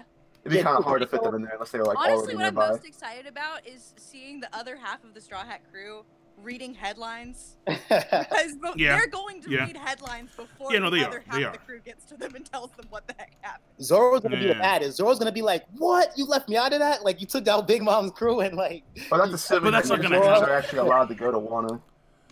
Yeah, but okay, but like let's be real here though. Like when you look at like who they're facing off against, like there's Big Mom has so many people that are like on deck that are supposed to be powerful. Like for example, Campo hasn't done a single thing, and she's like one of the headline like when you look at the opening of the anime, she's up there with like Pero Sparrow with Yeah, she's Elvis' Katakuri and like daughter. putting. And I'm like, why is she Zelda's daughter? I'm like, she. I would say that she sucks, but apparently she doesn't suck. She's willing to be Nah, on she the doesn't front. look I'm like Big Mom. oh. She can't suck. Yeah, like that's what I'm saying. So the thing here is, there's so many things to go through, but ultimately, I think the Big Mom thing is going to be isolated. If anything, what may happen as a result, not the Yonko, not Shanks, not Kaido, but what may happen as a result for a reaction for big name cats across the world are the Giants, because the Giants are going to see that probably and be like, hold on a second, someone's messing around with Big Mom's crew. We like that. You know, we like that. And then so we may see some stuff from either some unknown high-end giants in Elbaf react to that, or we may see the reaction of Dory and Brogy and, X, Y, and Z, those guys. Maybe. Potentially. Like Oimo and Kashim. Maybe. Because, again, they have a grudge with Big Mom. And so to hear that Big Mom's crew was decimated, I think that's a bit much, all right? No, but Big Mom's crew, like the wedding was, Ruined. Destroyed, ruined, exactly. It was ruined by Germa and the Strats and Capone betrayed, that kind of stuff. They're going to be like, you know what? Let's see if we can't get in contact somehow with Luffy for, like a thanks or something, something of that regard because of the history they have with Big Mom. It's going to get people hyped, but it's going to get people mad too. Like when he beat Dofi, some people liked it, some people didn't like it. So it's going to do both. You know what I mean? Like help them and not help them. I think that the way that you're explaining this, we're gonna probably finish out Whole Cake and like finish what's going on with the One Piece with Luffy's Grand Fleet, and then we're gonna start seeing reactions to this, and then it's gonna maybe finish out with what you said with the Giants' reaction to it, and that'll turn into like a mini series, so that throughout like the Kaido arc, like with the cover page, we'll start to like set the tone for us heading into Elbaf after the Kaido arc, like the way you're explaining it. Right. Okay. Yeah. Okay. So Caddy, dude. Yeah. So like I wanted SunPatch to finish her thought because someone just dropped 100, and that's pretty awesome. Wow. Yeah. Whoa. So I was trying to get through all the bits and all the donations because we have people that were donating on Twitch, people that are donating on YouTube. I wanted to ask and that. then.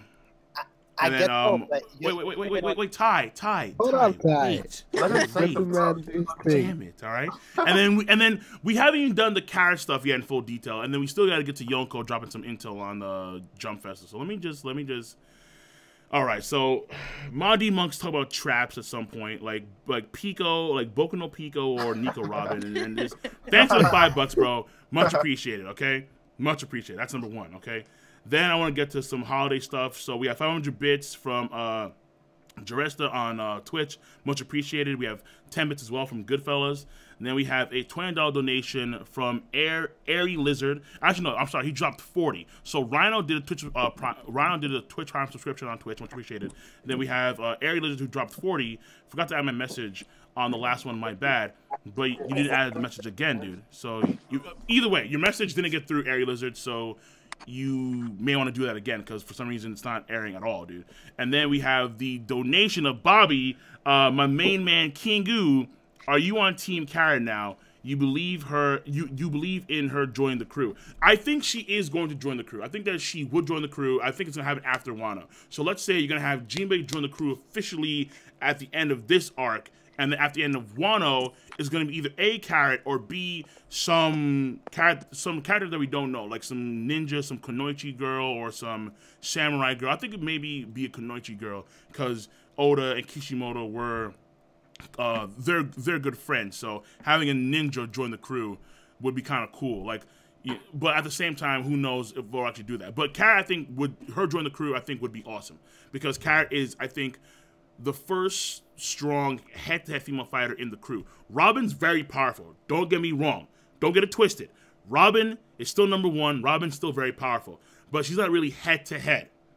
Carrot's clearly head-to-head, so that I think would be really cool. So. I appreciate the donation, Bobby. That was a pretty big drop. And again, you guys know we have some new alerts going down for the donations because I worked on that for a while now.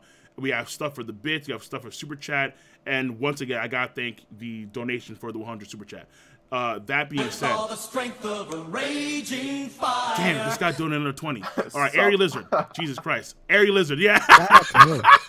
That's all he did. That's all he did. Just sup. That was his message. That was his message, bro. Okay, fine. Sup, bro. What's up, bro? How you doing, bro? Now, I do want to get back to the Carrot stuff, okay? We'll talk about Jinbei later, Dustin. Not Dustin. Jesus Christ. I'm sorry. My bad, Ty. Damn, dude. Yeah. my bad, bro. So, okay. You're absolutely bubbling inside here, but...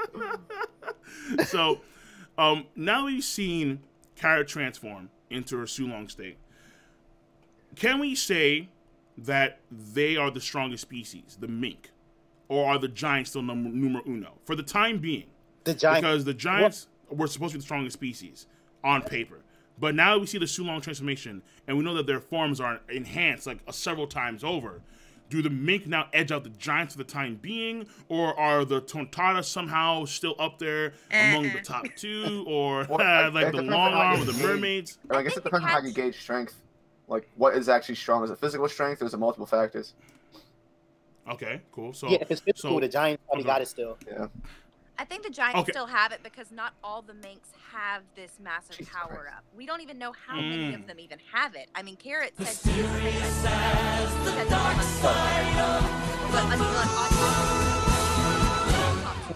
but we don't know how many beyond them have it. Like, I'm gonna assume one does, but Yeah, shout out to Bobby Caddy again. Yeah, dude, I saw Bobby. Dude, Bobby, stop. Bobby, wait, no, okay. Listen, I'm gonna say Bobby for like later because like we hit, I think, the 1 hour 30-minute mark, and so I do want SunPatch to go through the comment again. So could you just go through that one more time, SunPatch? Because I do have the donation alert thing, and my headphones just kind of blew up when this guy donated another 50. So just go through that one more time, please. Sorry. I was just saying that I believe the giants probably still have it because we don't even know how many of the minks even have this massive power up. I mean, Carrot said she was trained specifically by Pedro and she called herself a musketeer. My guess is this is a really special mink thing. I mean, I know that it's like literally an island full of warriors, but how many of them are like reach this criteria? That's a good point. That's a very good point, actually. Yeah, so that's the thing. So, but like, well, would it be enough? Because the giants, I'm not gonna say that they're weak, but they were defeated by like baby. 5-year-old. Yeah, I know. I think like a 5-year-old. I was like, okay. I think you can actually say the giants are fairly weak because whenever they're like being like portrayed in the manga, it had been kind. to say the least. I wanted to talk about that. So to me, the Giants are stronger still. And the thing about that is that like we haven't really seen any strong Giants, right? Like you're right, but I feel like the ones that uphold their reputation, we haven't seen. Like we haven't seen. Oh yeah, I totally agree. I think there are definitely OP Giants, but like if you're like classifying like the entire species, it's like I'm not really impressed with the Giants. Yeah. So like it's a reason it's almost like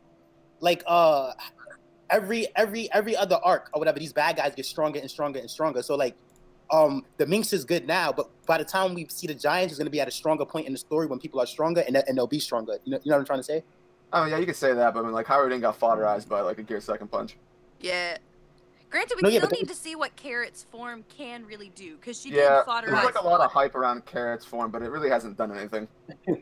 But they wouldn't play with us like that. They wouldn't hype it up like that, and then it's nothing. You know what I mean? Like yeah, I mean, like it's just like it's the expectation versus reality thing, where people are like, "Oh my God, Carrot top 5 now," or things like no.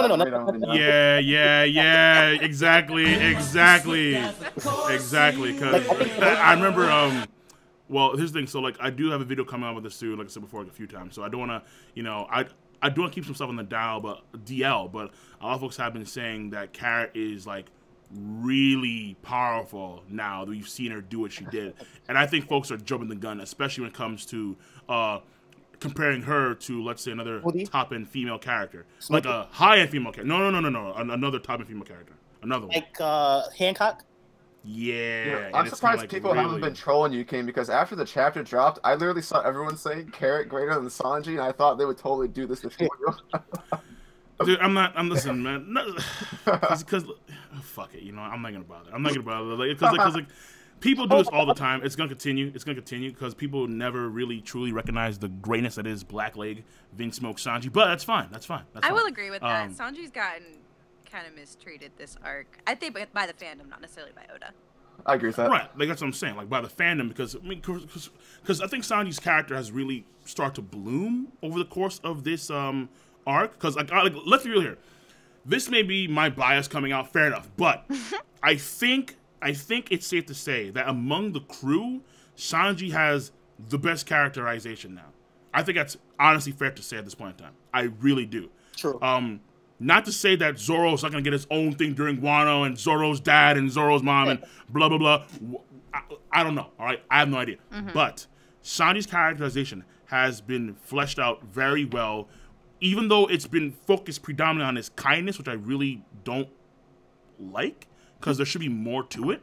But the fact of the matter is that Sanji, from this second flashback, and then seeing how he reacts to that, and then seeing how he interacts with Pudding, the self-sacrifice, the night thing, how he reveres Zeph to even more, where he, like, Oda did a pretty damn good job with Sanji's character so far during the arc, and it's only going to get even more so. Because there should be another component where I think the kindness is the light, and hand in hand is his anger, which is his darkness. And so that's we highlighted too in some regard as well. Because his power kind of ties directly to his anger in a way. So like the more pissed off he is, the more powerful he becomes, potentially speaking. I mean, to the point where he has a fire state and he remembers something and then he's in hell, quote unquote. So like Sanji, I think, has potential from a character standpoint even more so. And then from a power standpoint, what we should see here is him gain even more from this arc, potentially. I think that's the last thing we need to see, especially, I'm hoping from the German, because that seems like the most obvious place for it to come from. But you're right, his characterization, I think, has been handled really well this arc. But that's actually one of the reasons that I've been bugged with Zoro. Is, like, Zoro has just been mostly, like, power since the time skip. I mean, he's been, like, shown to be like, dang, this dude is strong. But his personality has been like, where did it go? Linear. I don't think I've seen him smile like 3 times. I can count on one hand the number of times I've seen him crack a smile. And it's been bugging me. Well, to like add on to that, like this is obviously like part of like a theme that Oda's doing with like most of the Straw Hat characters come the time skip are going to get like second arcs that basically like fill them out more. Sanji just happens to be like the first in line. A lot of people think, you know, one will be Zoro, Elbaf, Usopp, Emerald City, Nami, things of that nature. So yeah, Sanji's up first.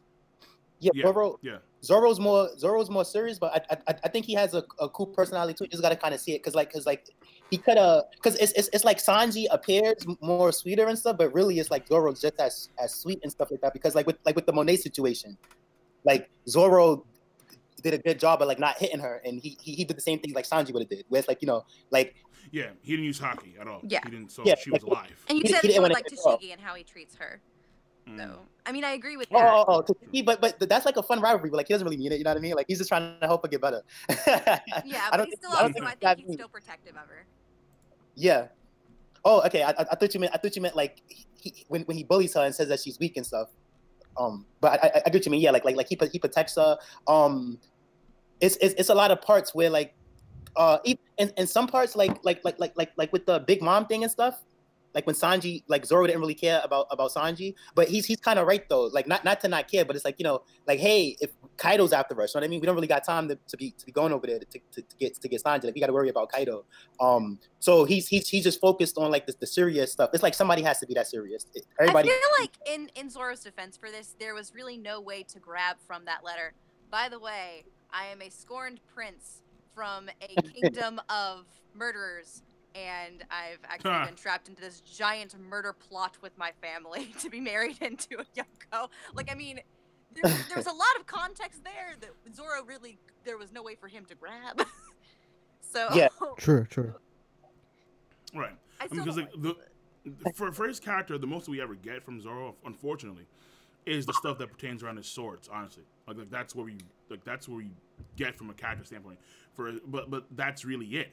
I mean, again, the best character I would say previously in the crew from a characterization and character development standpoint, well, I thought it was Usopp, but at the same time, Oda, I think it's kind of really reined in Usopp. I don't know why, but that's the way it looks, honestly. Well, Shame. I I mean, in think my it's opinion, for Dressrosa. oh, go ahead, Yonko, you saying something? Yeah, I think for Dressrosa he did well, but like with Zoro, he just needs a moment of crushing defeat before Oda really just, you know, fleshes out his character and delves into the different layers that Zoro's character has. Because right now it's a lot of bravado, and you know he has confidence in his strength, but all it takes is someone to come with a different type of strength and defeat him, or not even defeat him, but just, you know, show him that he's not really at the top yet. And then He's too cocky. Well, he should already know that though, because Miyok showed him like, yo, dude, like you suck, of like you course, suck majorly. of course. Oh, but He just Okay. needs to be humbled once more. even And that, then- I don't know. Like I think he's good though, because even with the Mihawk thing, when Mihawk is like, so you think you could beat me, and Zoro's like, no, look, listen, like, I don't think that. You know what I mean? Like, I actually came to get your training. And I remember which Yeah, I like was that. smart, because Mihawk tried to play him. He was like, so hold on, you couldn't beat any of the baboons. Zoro's like, nah, actually, like, you're the only one left. But I know I can't beat you. Remember on Sabata Odi where like I forgot what happened, but that guy was being a jerk, and Zoro was like, nah, he was gonna cut him, but then What, that- St. Charles? yeah, yeah. one of those Yeah, it's Buster Dragons, yeah. So that's St. what- yeah. Charles. Yeah. So it's like Zoro, if something bad goes on, he'll still step in and help. He's just like very like manly about everything and stuff, and serious. I don't know. My 2 bits on like One Piece is that if I could criticize Oda in any way, is that character actual development does not happen in One Piece. It's only characterization. Oda's some hot ass and actually developing his characters. They don't change. Yeah, He is kind of stuck in his mindset where they always have to have the same gag, and if he gets rid of it, the fandom's gonna be mad, so he just doesn't do anything. It's kind of static in that way. yeah. I I mean, think what that could be that could be in part the reason why he's afraid of doing that. Because when characters do change like that, you may lose a section of your fan base, but at the same time, the quality of the series does suffer as a result of that. Because Luffy, I know a lot of folks say, "Oh, well, you're overrating character development as a whole," but truth be told, when Luffy has gone through that major experience with Impel Down, losing in Shippuden Archipelago, and then going through Amazon Lily, then going through Impel Down, going to Marineford, ultimately failing to save Ace, and it's still the same Luffy overall, that does irk me. At the very least, that does bother me, considering how Luffy didn't make... There should have been at least some degree of change in his character to where he actually developed any progress as a character from a mental standpoint, because Ace had died in front of him and he had essentially failed. Oh, this whole thing had failed. Yeah, the kind of thing with like Oda I is mean, that how would you like that to change him as a character? I mean, Luffy is your happy-go-lucky but serious when need to be protagonist. Yes. How much more do you want to deviate from that? Because there's only like, I think, a darker future for him to progress, and I don't really want Luffy to go any darker. I like him very much as he is. Again, well, see, like that's what I'm saying. It's like for me, it's not a matter of okay, well, like because I like Luffy as a character because I find him enjoyable, but Luffy's not really a quality character. Like that's the difference here. Like I'm not like Seinens, they do quality characters a lot. Like a good example of this would be Thorfinn in Vinland Saga. If you want to see what character development is, you read Vinland Saga. That is insane character development. From where he starts off to how he is now. Now, you can say, okay, well, I liked him when he was this, and now he's this, and so I don't like him as much. But that should be irrelevant from a quality standpoint. So, you may lose fans as... Go read Ray and Providence Neverland. That's my plug. Oh, Hey, there we go. There we go. There it is. Didn't Luffy just progress in his arc, though, King? Yeah, he did. How does Dustin come out from the ether, bro? Like, good lord. All right, what's up, Dustin? What's up, bro? I'm just streaming. All people telling me to get in the stream, so I can't. All right, word. Thank you. Good stuff. Good stuff. Talking. No, but didn't Luffy when he had to decide to save his crew and to fight Katakuri, he let his crew go off and he took the risk upon himself instead of doing what he normally would do. That's already happened before, though, so that's not necessarily changed. He did it with happened with Fujitora when he's like, okay, well, Fujitora's doing some crazy, lifting all the debris, like making like this weird, like smaller planet thing. It's like, oh my god, Fujitora's crazy. Well, I'm gonna fight him anyway. Yeah, it's not necessarily like an awful thing, but like I don't know, like if you want like your characters to change, then One Piece is not really like the series for you, because that's kind of the exact same thing against Aokichi, did against Crocodile, did against Fujitora. This happens a lot. Right. It's not like a bad thing or anything. I'm not like bitching about it, but like it's whatever. The Katakuri is the example to use because Jinbei had to tell Luffy to do something about Katakuri. Luffy wasn't really gonna do nothing on his own. Yeah. Well, hold on. There's an echo somewhere. I don't know who that is. Is that Dustin? Yeah, I think it might be me, man. I don't know something. I'm gonna mute myself. Hello? Okay, yeah. Hello? Okay, yeah, now it's better. Yeah, now it's better. Yeah. So Dustin, I think put on like headphones or something. Yeah. That may help. Yeah. But the thing about it is that for me, I want character development, but it's not like I'm going to hate One Piece because I don't really get character development in One Piece. You know what I'm saying? It's like I still like One Piece a lot. It's just that I recognize that there are opportunities for character development. Oda does not go through these opportunities. He doesn't see them or he ignores them, and it's disappointing because I would like to see. Okay, well maybe because if I'm going to go back to SunPatch's comment, maybe when you have Luffy in Punk Hazard, if he actually had changed a little bit, you wouldn't have Zoro say, "Oh, by the way, you didn't take shit serious." Like, no, wait. Why is Zoro telling you to take the New World seriously, Luffy? Oh no, we're talking about with Bobby with another. Bobby coming. Yeah, Bobby, what are you doing, bro? Crazy. Yeah, Bobby, what are you doing to me, bro?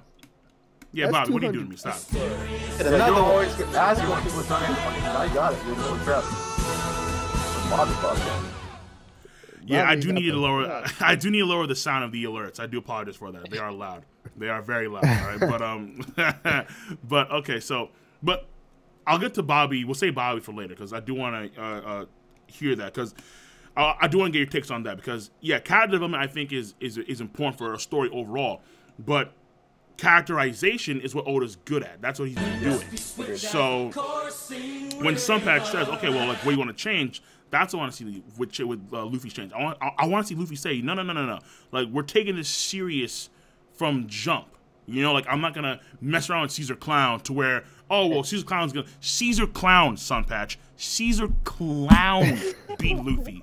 That's insane. That's what I meant earlier. Like, he does take things seriously when it gets to a certain point, but it would be nice to see him take it seriously when but like also like earlier on. I understand that. Just not to that extent though. Oda really character, and that's not at all. Yeah, I agree. But like Oda really goes out of his way to basically give every single person ever in the series like spotlight. So like Caesar's gonna get like, oh wow, this guy's intimidating when he's really not. Like everyone like gets those moments basically. I think it comes at the expense of the characters. I think he's underrated because he has Logia powers. He has poison. He's still like a dangerous dude. Like when he had the interaction with Capone, Capone dealt with him smartly, but he could be a problem. You know what I mean? Like he's not like he like if he was on the crew, he'll be strong. You know what I mean? Like he's not a character. I'm not gonna lie, I absolutely 100% forgot about Caesar Clown being in this arc until we started talking about him right now. He's off somewhere, just chilling, dude. He's gone. That's because he's gangster guesting around. Yeah, right. Gangster. He did. Like he as far as like I gotta respect that. You see how all the ships came up or whatever like that. So say like if all the ships was there and if the crew wasn't around, or if he gave the crew antidote or something, he just like let off a burst of poison. He's a dangerous character. Like he's good. Like we need him on the crew. And that'll be like how what? Wait. Say that again. What? Wait, hold on. Wait, what? We need Caesar. We definitely need him on the crew. We need Caesar on the crew. No, we don't. Oh my. No, we don't. No. We done. Bro, Ty. No, Raja had wait. Raja had a good scientist guy on his crew too. I know Luffy has crack. I mean, he has Chopper.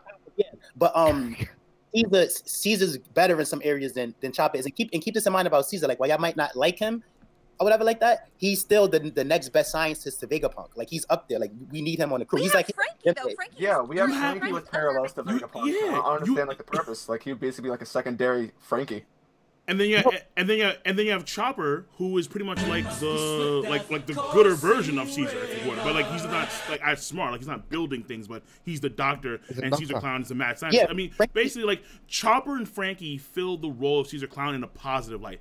You don't need Caesar Clown at all. And listen, honestly, Nami alone would never let Caesar. Yeah, unless Caesar crew gets ridiculous redemption for his character and not necessarily his powers, and it's never gonna happen. I think he might join the crew, and I've been seeing like to me anyway, like the interactions with them, how Luffy, how they interact with him, like they're starting to like him and stuff, and he might be joining the crew soon. And like with Sanji, dude, they're straight up bullying him. What do you mean? No, but it's how you look at it. Cause check this out. Like remember that thing happened with Sanji when Caesar was like something happened and Sanji willingly gave Caesar up or something like that. Like, oh, y'all can have him. I think it's like kind of like what Zoro does to Shishiki when he bullies her, but just more extreme. But it's like you know they love him though. You know what I mean? Like, Ty, I would say but they love him. They've expressed so much consistent hate for Caesar. There's no way you can say that. No, but it's not. I don't believe it's right. It's like that thing where like they're pushing his buttons or whatever. You don't think the hate is deserved? Do you? They hate him so much, Ty. Listen. Let me tell you something, Ty. I'll tell you something. One thing. You cannot have in the Straw Hat crew someone who basically murdered children, who went and essentially experimented on children. That's not gonna fly. That's not gonna fly. No matter why you're not gonna give him a chance to redeem himself. It's not about giving him a chance. It's the fact. It's the fact that these characters, these kids, still exist in the story, and they have a role in the future. Regardless of that, he experimented on children. It's not gonna happen. As much as he's been redeemed, and as much as he's been given a chance, like Oda wouldn't have written him that way if he was to be in the crew. If he was not going to be, if he was gonna be in the crew, then he would have had some sort of redemption in Punk Hazard. But he's a scumbag, the lowest of the low.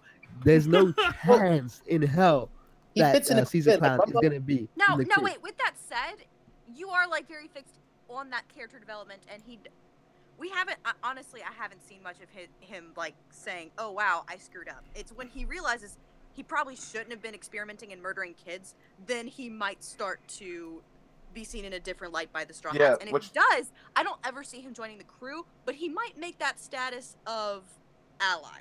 Yeah. I agree with that. Fine. Yeah. You know how that's fine. But he's not crew material. You know how better options for crew material. I think I think he's just so strong. How if he can just let off all of that poison hurt a lot of the big mom soldiers and stuff. And we're going up against Yonkos. He's gonna be the pirate. It's like we need. It's almost and you think Oda's gonna put a character in the crew who can poison? Just poison? No, that's crazy. The equation of because he's strong does not suffice to be on the crew. No. Go grab Sugar. She can one shot all the Yonko. We need all of like he can help in the fight against Kaido. We need all the manpower. Yeah, he's gonna be there, but he's not gonna be a. Exactly. Like he could help with Kaido, but that doesn't mean that he then has to join the crew. There have been plenty of allies for the Straw Hats that were strong. It's one of those things, like this alliance, the Capone and Luffy alliance. Nobody wanted to do it, but Capone was like, we're not in a position to make any more enemies, and like we're not really in like on some Zoro seriousness. We're not in a position to let this guy Caesar go. He needs to be a part of the crew. Like, no one wanted to do the Capone thing, but Luffy said yes because Jinbei said yes. Exactly. Jinbei was down That's the for only it. That's the reason. thing. No, but Jinbei because Jinbei knew that this was their best shot to affect Big Mom in some major way. Caesar's our best shot of Luffy becoming the Pirate King. Like we need Caesar. Caesar is Luffy's best shot. That's madness. How? How is Caesar? In Ty's defense, didn't Oda say back in the SBS or something that like people that were like enemies were going to start joining the crew one after the other? Yeah. Correct me if I'm wrong, but I think we were talking about it at some point. Listen. I thought that meant along the lines of, let's say, Cavendish, because Cavendish wanted to kill him, and then now he's a member of his Grand Fleet. Like, again, join the Straw Hat crew, like, to actually be on the Sunny Go, to chill on the Sunny Go, you need high-ass qualifications, and you have to fit them. Yeah, Caesar Clown does not fit them at all. If you want to be an ally, okay, yeah, fine. Caesar Clown can be an ally that they can utilize in the future, let's say against Kaido specifically, and afterwards, who knows? But Caesar Clown has too much of a bad rep in his past for him to actually be on the Sunny Go, chilling on the Sunny Go. I'm sorry. There's no way. Joining a spot there, it's not just you're joining a pirate crew. You are being accepted into a family. Caesar's not worthy of being accepted into the family. Like one of the main things is that like Caesar would need huge redemption, and the way Oda's drawing his character, he's basically a gaddy character. He's not going to get those moments. I know, but it's in a funny way, like almost like, all right, like on Zoe. He was like, "Yes, my poison. Look what it did." And Chopper's like, "Are you crazy? Like, yo, where are you going with this tie? I don't, what? Where is he? Okay, wait. Okay, wait. Yeah, no, like, Yonko. Let me just rein this in, because Ty, we're going down just like roots, and okay, you know what? Let me do this, because this is something that, since Dustin's here now, I might as well ask Dustin this question. I may hate the answer, but whatever. Dustin, where do you think Jinbe, here we go. Where do you think Jinbe stands from a power standpoint in the crew? Is he as strong as Luffy? Is he stronger than Zoro? Is he is he stronger than Luffy, or is he, where do you think he stands? Fuck it. Among the monster trio, where does he stand? That's number one. Number two, will he fight against Smoothie? Go. I don't think you can argue that he's outside of the top 4 in the crew. And it's will he he's stronger than all of them? No, I'm saying I like as far as like you can rank him 1 through 4. I think personally he's either 3 or 4. I think he's stronger than Sanji or Sanji's stronger than him. I can't really tell yet. I like that. Okay. But as far as him fighting Smoothie, I feel like Smoothie is the hardest matchup to place if we're having fights in his arc, because I feel like Reiju's been set up, but it's just still not certain, and I don't see Sanji fighting her, even though I would like to see that because of the whole don't hit women thing. So I don't know, but I don't think Jinbei would necessarily fight Smoothie. No, I don't. All right, cool. Okay, fair enough. Cool. All right, so now we have a good stance on how I never gave my 2 cents. For me, I think Jinbei. Well, no, I did. Never mind. But I know a lot of folks were saying, like, why do you rate Sanji so high? I mean, I'm not gonna get to it now. I'm sorry, I'm not. If you want me, listen. Me and Zoro Fanboy have debated about this nonstop. It's ridiculous. It's a nonstop, ongoing thing. Exactly. I'm gonna save 2 hours of the stream. You did. That was mean. Honestly, because I thought that you telling the truth. No, you lied to me. No, because George Shea, he points in that video that like ended up. I was like, okay, that. Yes. Point. It was supposed to be a joke, but let's go with it anyway. Because I remember, I saw a video that George Shea made on that, and I'm thinking, oh, this is awesome, and then false. My hopes were dashed. All right, so the lone Sanji fanboy. All right, fine. All right, whatever. That's fine. I stand alone, and I'm better. I love them both. That's fine. That's why I am the fandom, though. I don't pick us. I love them both very much. There we go. There we go. So I'll be your middle ground. Zoro and Sanji. Thank you. Yeah, Zoro Sanji. Yeah. Yeah. So here's the thing. I want to. Ty. We're not getting into a debate. Like we just said. Like we're saving this, bro. We're saving that for later. No, we're not debating about nothing. I'm just saying, like, Ty, if you start talking, it's gonna turn into a debate. All right, wait. Ty, you have 10 seconds. Go. Got it. Okay, so while we're on the Zoro and Sanji topic, right? On my top 30 list, my number 30 was Sanji, and was laughing at stuff like that. All right, Ty, I'm going to stop you right here because your list didn't even have Katakuri in the top 30. So, disqualified. Listen. Hold on. So no, but listen, but somebody no, you're disqualified. You didn't have Katakuri in the top 30. You're cutting me off. I didn't do that when you talked. Somebody had Zoro. Somebody had Zoro for number 30, and that was cool. Nobody said anything, but it's like I had Sanji, and that was a joke. They're rivals. They're very close to each other. Like you know what I mean? Like they're equal. Like you see them like fighting. Like with Kuma, like they was fighting to see who can get that position to save the crew and everything. And like Luffy's trust for Sanji, like it appears like Luffy likes Zoro's better, but that's not really true. Like you know how when Sanji seen the big mom ship and he's like, yo, I want to fire back at them, Luffy, can I do it? And Luffy said, yeah. He would have told Zoro, yeah, too. It's a closer, they're closer in power than most people think. You know what I mean? And that's what I'm trying to say. Okay. Okay. So let me just say this, and then we'll move on to like, the next topic here. So number one, Ty, I have no idea how you have Sanji on the list and not Katakuri. That makes zero sense. No. Wait. No. Ty, I want to do another stream on my top 30 when I do my top 30 video. You can come in and you can say whatever you want to say for 5 minutes maximum. Okay. So we'll do it like that. Okay. And then if Dust wants to come too, because I want to bring in Brago to that stream too, if he can hop in. So we'll see how it goes. King was a monster, bro. This man streamed for 10 hours yesterday, bro. Yeah, I know. That's what I'm saying. I was like, that's 10 hours. That's nuts. His bounce went up. He's a legend, bro. Good Lord, man. That's jaw dropping. So, but what I will say is that I think that Sanji and Zoro are de facto equals in overall combat ability. I know a lot of folks disagree. I'll do another video on it because I know folks don't really understand why I get that from, where I get that from. But I'll explain that.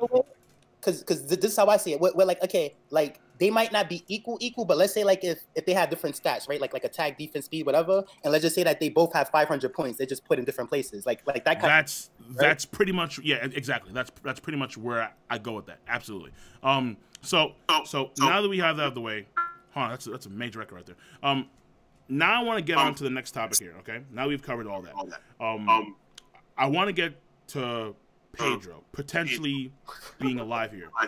What is that echo? What's happening? Who's echoing? Ty, your echo. No. I'm not echoing, but Ty, I was watching. That was you. Okay, Alright, cool. so is it you just? All right. So my thing is this. So Jesus. Let's just go through this.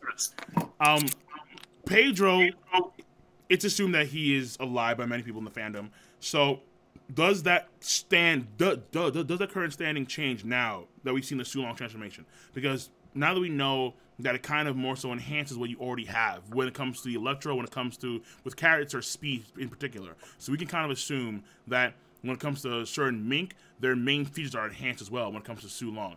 But does this mean that Pedro is alive? Or okay, does the standing change? Let's just start there. Go. He shouldn't be alive. I think it does. Well, personally, for me, it never really mattered whether Pedro survived the explosion or not for him to be living at the end of the arc. Does this really change anything? I don't think we have enough evidence to determine whether or not that affects like healing capabilities. I mean, it's hype and stuff, but I don't really know if it's like definitive evidence. I think that he's probably dead because I think it works plot-wise for him to stay dead. I think it works well for Carrot's character development, and also Carrot had to wait until the full moon was up. Like Pedro more than likely died a couple hours ago. Like he can't activate it, he's dead. I think he's probably like on a part of the island just all beat up and all messed up, and then the moon is there and he's like transformed and like he's able to come back. And like I agree with you. People dying in One Piece is tricky because like I could have sworn that what's this guy's name? Was that Mr. 2? Bobanclay? Jelly, yeah, fighting Magellan. I'm like, oh, he killed this so dag, man. But then he's alive and well. Like, how did he get out of that? He got out of the one that was like a deadly. I think that's worse than what Pedro got into. You know what I mean? And that guy was alive still. I mean, it's the same thing with Pell. He could be alive. I'm just saying that I don't see much point in bringing him back unless we establish a way for him to get his lifespan back. There's no point in bringing him back for him to die. Like, because he's gonna die. He's gonna die anyway. Well, that's the thing too. I think he still has about like 2 years left in him, and that should be enough time for Luffy to become the Pirate King, and like he gets to at least see Luffy because he believes in him. I don't think a lot. he has 2 years left. He really? talked like he was gonna die super soon. Well, like the time itself, I mean. I mean, just to put my input real quick. I mean, the time itself isn't really like relevant considering like we have a way to actually give him more lifespan. Considering he has 50 years taken away from Big Mom, you would have to go through a lot of plot dynamics to get that back into his body. Yeah, sure, that's like a good argument. But there are also other factors that I'm not really convinced. If I don't really see the body, then I'm not going to believe it. Or like, if Oda goes to say like, oh yeah, there's no body left, wow, then it'd be more convincing. But like the fact that it happened is that the way the panel was constructed, the bomb went off, everyone's really shocked, and like Big Mom's chomping on the ship and they're flying away, and they only stay long enough to see Sparrow getting up while there's still smoke on the ground, and then they leave and they don't check. Yeah. So it's just like one of those Oda fashions where it's like, oh wow, you think he's dead, but bam, here he is. But Pedro shouldn't be alive because he had dynamite lined up on each side of his torso, inside of his jacket, and Pedro Sparrow lost the arm when he was coated in candy. So, and I don't think if the Seulong transformation allowed him to regenerate, I wouldn't really like that because that would be kind of trash to me. But at the same time, I feel like he's still alive because Pale is alive, and if Pale is alive, yo, be alive. I'm glad you said that. Like one thing I always think is that like when people say that, oh, the cat and the dog from Zo that they're gonna beat Jack, I'm like, yo, their best chance was when they was at full health. Like right now they're missing limbs. But if this thing does have regeneration and Pedro comes back, maybe the transformation, maybe they grow their arm back and they grow their leg back like it's nothing and they get back at 100%. That would be crazy. That would be trash. That happens. Nah, that would be lit. That'd be like, yo, like they're back at full health. Because come on, like why they nerf them? You know what I mean? Like the way you could justify nerfing them is that the Jack fight, that's for me that's projected to be a 2v1 with Nekomamushi and Unarashi fighting Jack. Yeah, I mean, there's but if they grow their limbs back, that would be cool. But they didn't seem like they knew, like that seems like something you would know if you can actually grow limbs back. Like they've been trained in this. They are old. Like they would know that you can do that. They acted like those limbs were gone for good. I don't think exactly. Yeah, it's so like if they have regen, then because like the regen is the make opponent here. Because if we look at Sparrow, who lost a limb during Candy Armor, as Dustin just said, then how is Pedro, who had, mind you, fought against Tamago a few minutes beforehand, how is he now? Oh no, I'm sorry, not a few minutes beforehand, but whatever. How is he going to survive that when he has the dynamite lined up on like the inside of his jacket? And he had no armor, as far as you know. Like he didn't use armor hockey on his skin or any of that stuff. He just boom, and that was it. So you have to question the odds of him being alive are slim. Oda has, I think, done off-screen deaths because I think on paper, Virgo and Monet are dead. Yeah. I think that they are officially dead, but I still question that because again, we haven't seen the bodies. Yeah. But then on top of that, yeah. So like, there's still some room there to be. But if Pedro is dead, then that makes sense to me. But if he's not dead, if he's like, let's say, holding on to like his last remaining, life force, the moon coming out will probably revitalize that. He could probably fly to the location, doing what I guess someone that character did, kind of like some tail propeller thing, like on some tail shit from Sonic, just fly over there, and then afterwards do his thing. But ultimately, I think still die at the end of the arc because this dude has his lifespan shortened anyway by like what 50 some odd years. When Ty said, and I caught that, you think it's gonna take 2 years to be Pirate King on Luffy's end, and he's gonna survive until then. Yeah. Like that's what I think, and that's what I would like to happen is that like like Luffy should be able to do it in 2 years. The reason why I think Luffy will be able to do it in 2 years is that remember Oda said, I think he said something like Akainu could have did it in a year, right? Something of the sort. Yeah. And then the thing about Luffy is that he's developing too quick. Like look how especially if he beats Katakuri, like his growth rate is on some Naruto stuff. Where like at a point, it was a point in Naruto where once he got Sage mode, he was the strongest ninja in that village.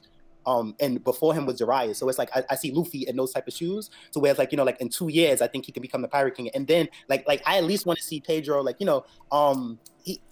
he sees Luffy become the Pirate King and he can die like a few months after that or something like that. But at least he knows that Luffy became the Pirate King because like he said a lot. So, the way you word that, Thomas, is funny. Like he could die with him after that. Yeah, right. Yeah, exactly. Just leave him to die. It's cool. He said a lot. He was like, yo, this crew, because like Tamago was like, yo, why would you come back and restore? He's like, nah, this guy, he's gonna become the Pirate. Like he had so much confidence in Luffy. It's like I would want to see him, see Luffy. Like he doesn't need to see Luffy do it because he has that much confidence. That like, yo, I know Luffy will do it dead or alive, but I want to see him, like be happy for Luffy when he becomes a Pirate King.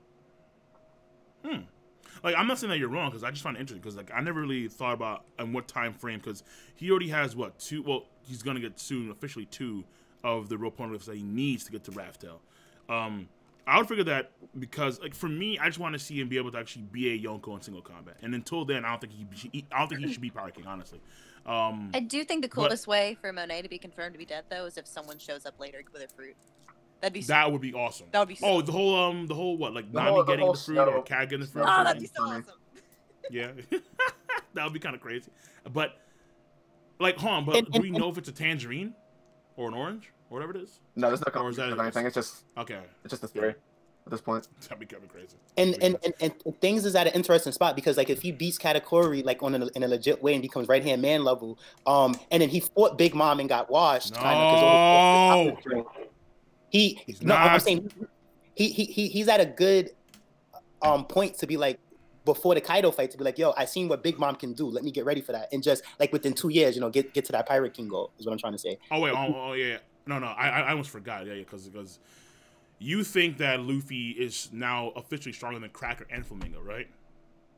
Yeah. Right now, and about the Don Flamingo thing, I think that like I was persuaded into like the thing that like he wasn't 100%, Dofi was 100%, and that fight was a fair fight. So if they was finally, dude, Jesus, how long did that take? Luffy, oh my God, Luffy would have won still. Like you know what I mean? Like Law helped, but like Luffy could beat him 1v1, I think. What? You know what? No. Okay, we'll do it later. We'll do this later. We will do this later. Okay, like in the stream. So now we'll get to the next topic here, and this I guess will be the last topic we'll cover for the stream, because I do want to keep it under 3 hours. So I'm going to keep my word here, not like Brago's 30-minute hashtag during the stream. Well, first of all, I do want to get some donations here, because this guy again, Bobby, was dropping 50s like hotcakes. I don't know why, dude. I don't know where you're working, bro, but I appreciate that. So first of all, I do want to get to. Well, Bobby dropped a 50, and all he put was "Zay ha ha ha, Zay ha ha ha." Much appreciated there, obviously. Mr. Sureshot said, "Thank you, Dritz, acknowledging the Emerald City." Isn't that Dreambit? No, it's not confirmed. Yeah, so like the Japanese pronunciation of Greenbit is like Greenlubito or whatever. Like it's Emerald City, but like the way you're talking about it, like I don't know. I can go into an entire theory about it, but I do think there's other places. Huh. I don't want to like waste unless you want me to go waste time. I can talk about it, but I'm not gonna do it unless people want to. I mean, I guess save for like another stream, another day. How's that sound? Yeah, that's fine. Yeah, because the Emerald City one I thought was already set in stone, but if not, then by all means. But another day, because this was supposed to be carrot oriented, mink oriented, and it is, but just I think Jinbei kind of saw all the thunder, so I need to redo this thumbnail. I need to redo the thumbnail, put Jinbei in there somewhere. So then we have Madi Monk. SunPatch is best trap. Don't worry. What a girl. I am a girl. I think he prefers traps. I'm pretty sure he does. That's a Madi Monk style. That's my guess here. There we have another $50 from Bobby. This donation is for you. Always keep me laugh. No doubt, dude. The one thing I can tell you is keep on watching and definitely keep on donating. I ain't stopping you, Doug. I ain't stopping you, all right? So in the next stream, by all means, bro, hop in. Do you. Now we have Random Gaming. Thoughts on the new Hakusho project and DB movie. Okay, listen. I'm going to let Yonko do his thing for like 10 minutes. So we'll get to all that stuff later, because there's some stuff that did drop there. That was pretty big stuff. After that, we have Real Hair Halo Jeff, who Subco been watching your vids since the start of your channel. What will be the Monster Trio's new abilities in the future? Since Luffy have future sight, I still hoping for Phantom Luffy. Yeah, I don't Phantom Luffy? Yeah, what does that even mean? I don't know, dude. All right. And we don't know if Luffy's going to attain the future sight part. I'll answer, and we can get to that real briefly. The future sight, we don't know if Luffy's going to attain that. He wants to, or he says that's his end game here, to attain something new when he's fighting against Katakuri. But the thing here is his forte according order is Haoshoku no Haki. So why not have that grow and awaken as opposed to Kambosho no Haki? Because when you look at the past with Luffy, every major incident that's happened and he's unlocked Haki to an extent, it's always been Conqueror's Haki. Whether it was Ace almost dying, whether it was Margaret when Son Sonya was going to smash her into bits, he always used the Conqueror's Haki to like activate, and then people just pass out. So why not gain even more of that, as opposed to then try to attain future sight of Katakuri, who had to train for God knows how long to attain that. So yeah. Well, you could also argue that at Little Garden, Luffy used Observation Haki to find Mr. 3. Also, I kind of like Usopp. Really? The best observation. Remember, like, whenever he, like, Mr. 3 created, like, the multiple clones, and Luffy just punched him right away, and he was like, how did you do that? And Luffy said, instinct. A lot of people in the community now consider that, like, Haki being fleshed out, they consider that Observation Haki. Not sure where I stand on it, but I know that's, like, the common consensus now. I kind of like the idea of Usopp having the best observation in the crew, though. Just as, because okay, I mean, like, I guess it's like a different kind of development. Yeah. But right now... Oh, go ahead. No, I think that right now, like, you could possibly argue that with the way Usopp awakened in Dressrosa, that he probably does have the best observation, because what he had in Dressrosa was insane.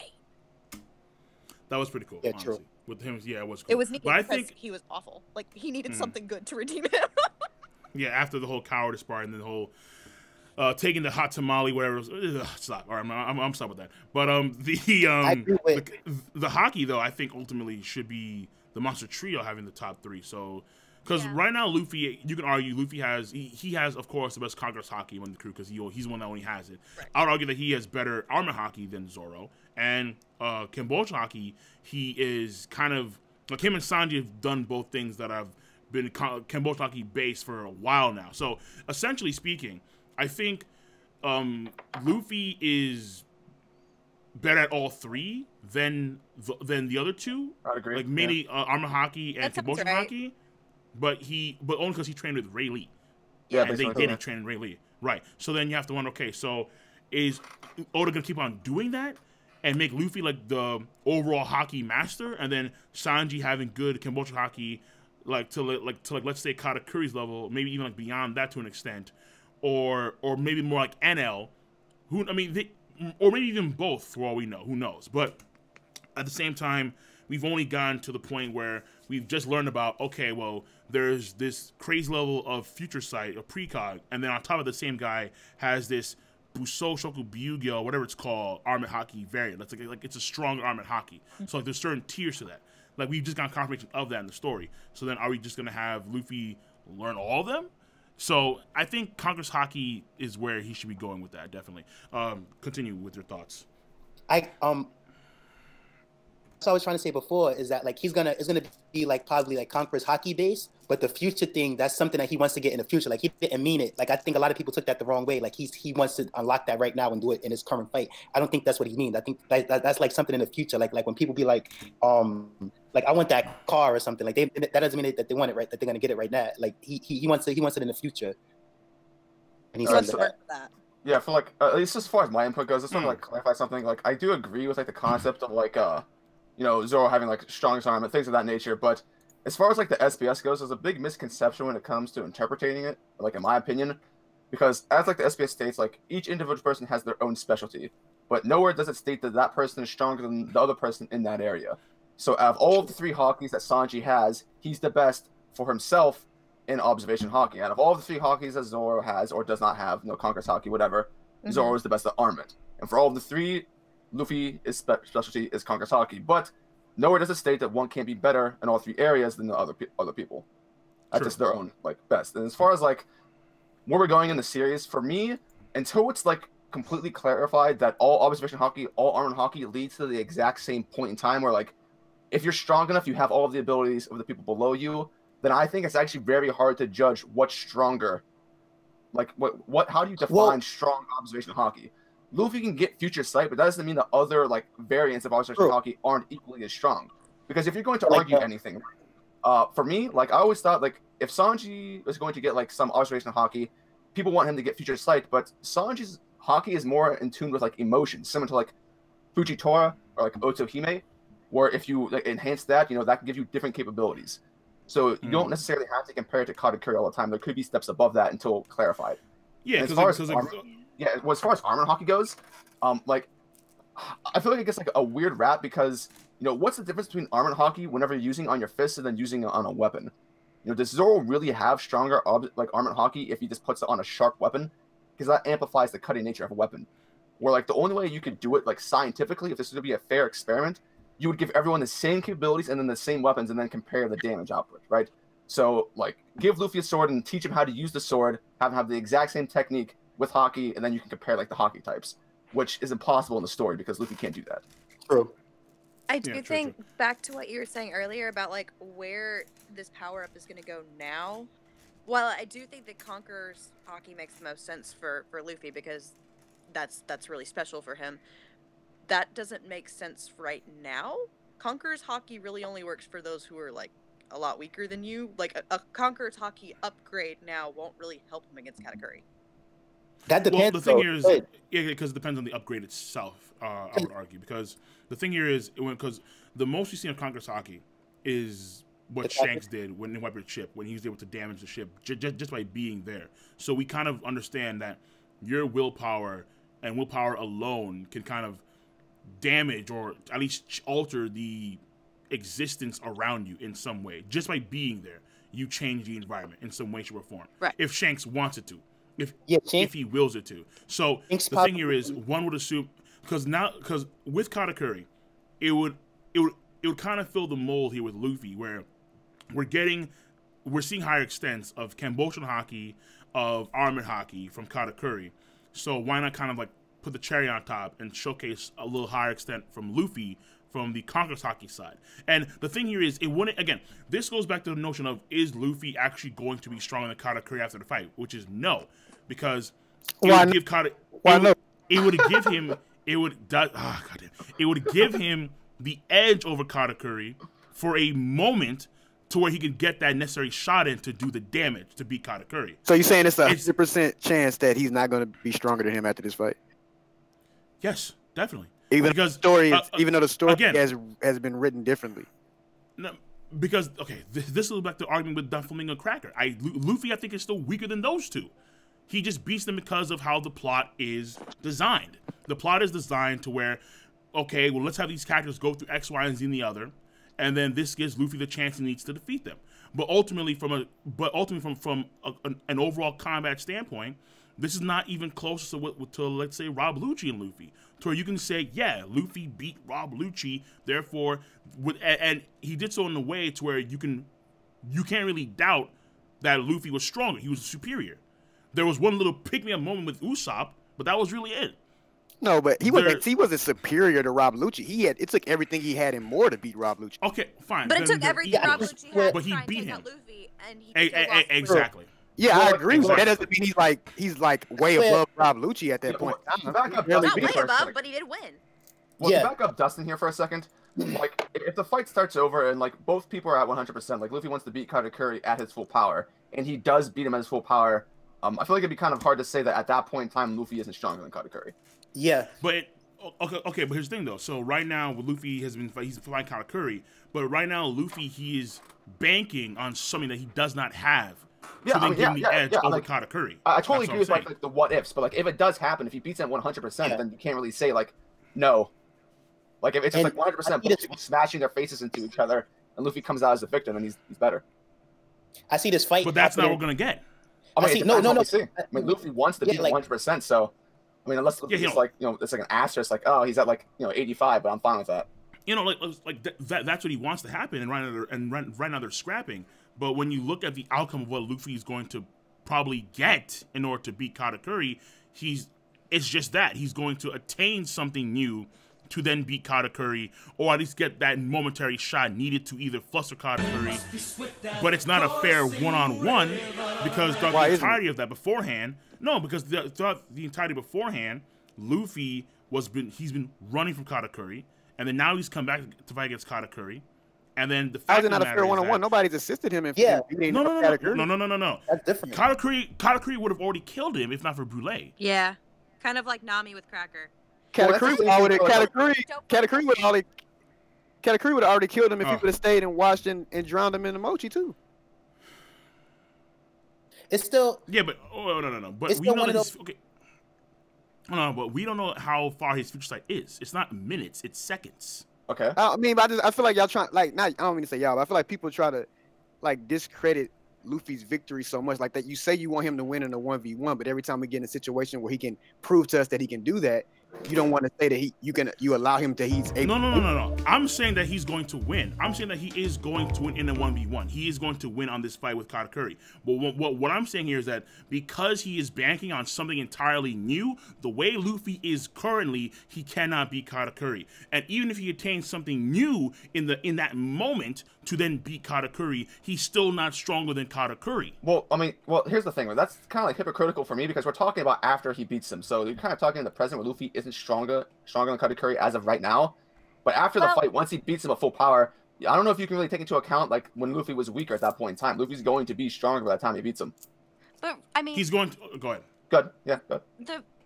Okay, so for the Doflamingo fight, I do think that Luffy's stronger than Doflamingo because that was a 1 versus 1 essentially. The thing with Cracker though, Cracker I think wins there because Luffy had the assistance from Nami. If he didn't have that assistance, Luffy probably would have lost. Same thing here right now for Brûlé. Currently, he doesn't have. Maybe that's what King you were saying is right now he's definitely not stronger than Katakuri because he's having to use Brûlé to run away. If he didn't have Brûlé in this fight, Luffy would be dead.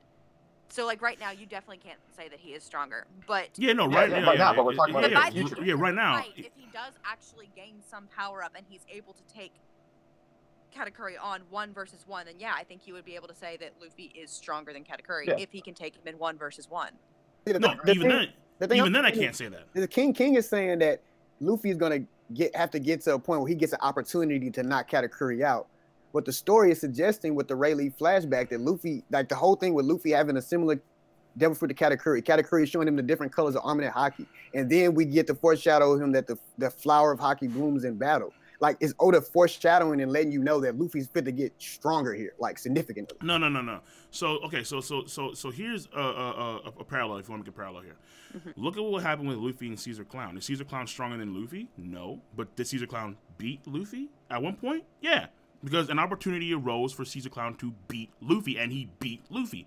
The same thing here. When Luffy is going to awaken a new power, whatever this power is, whatever in whatever Haki group it is, the thing here is when we look at the stamina component of Luffy, the stamina component of Luffy in Gear 4 has been his biggest factor. Because Gear 4 is a phenomenal ability, but he has a stamina issue. Okay. So in order to make up for that, he has to beat Katakuri within that time frame of Gear 4.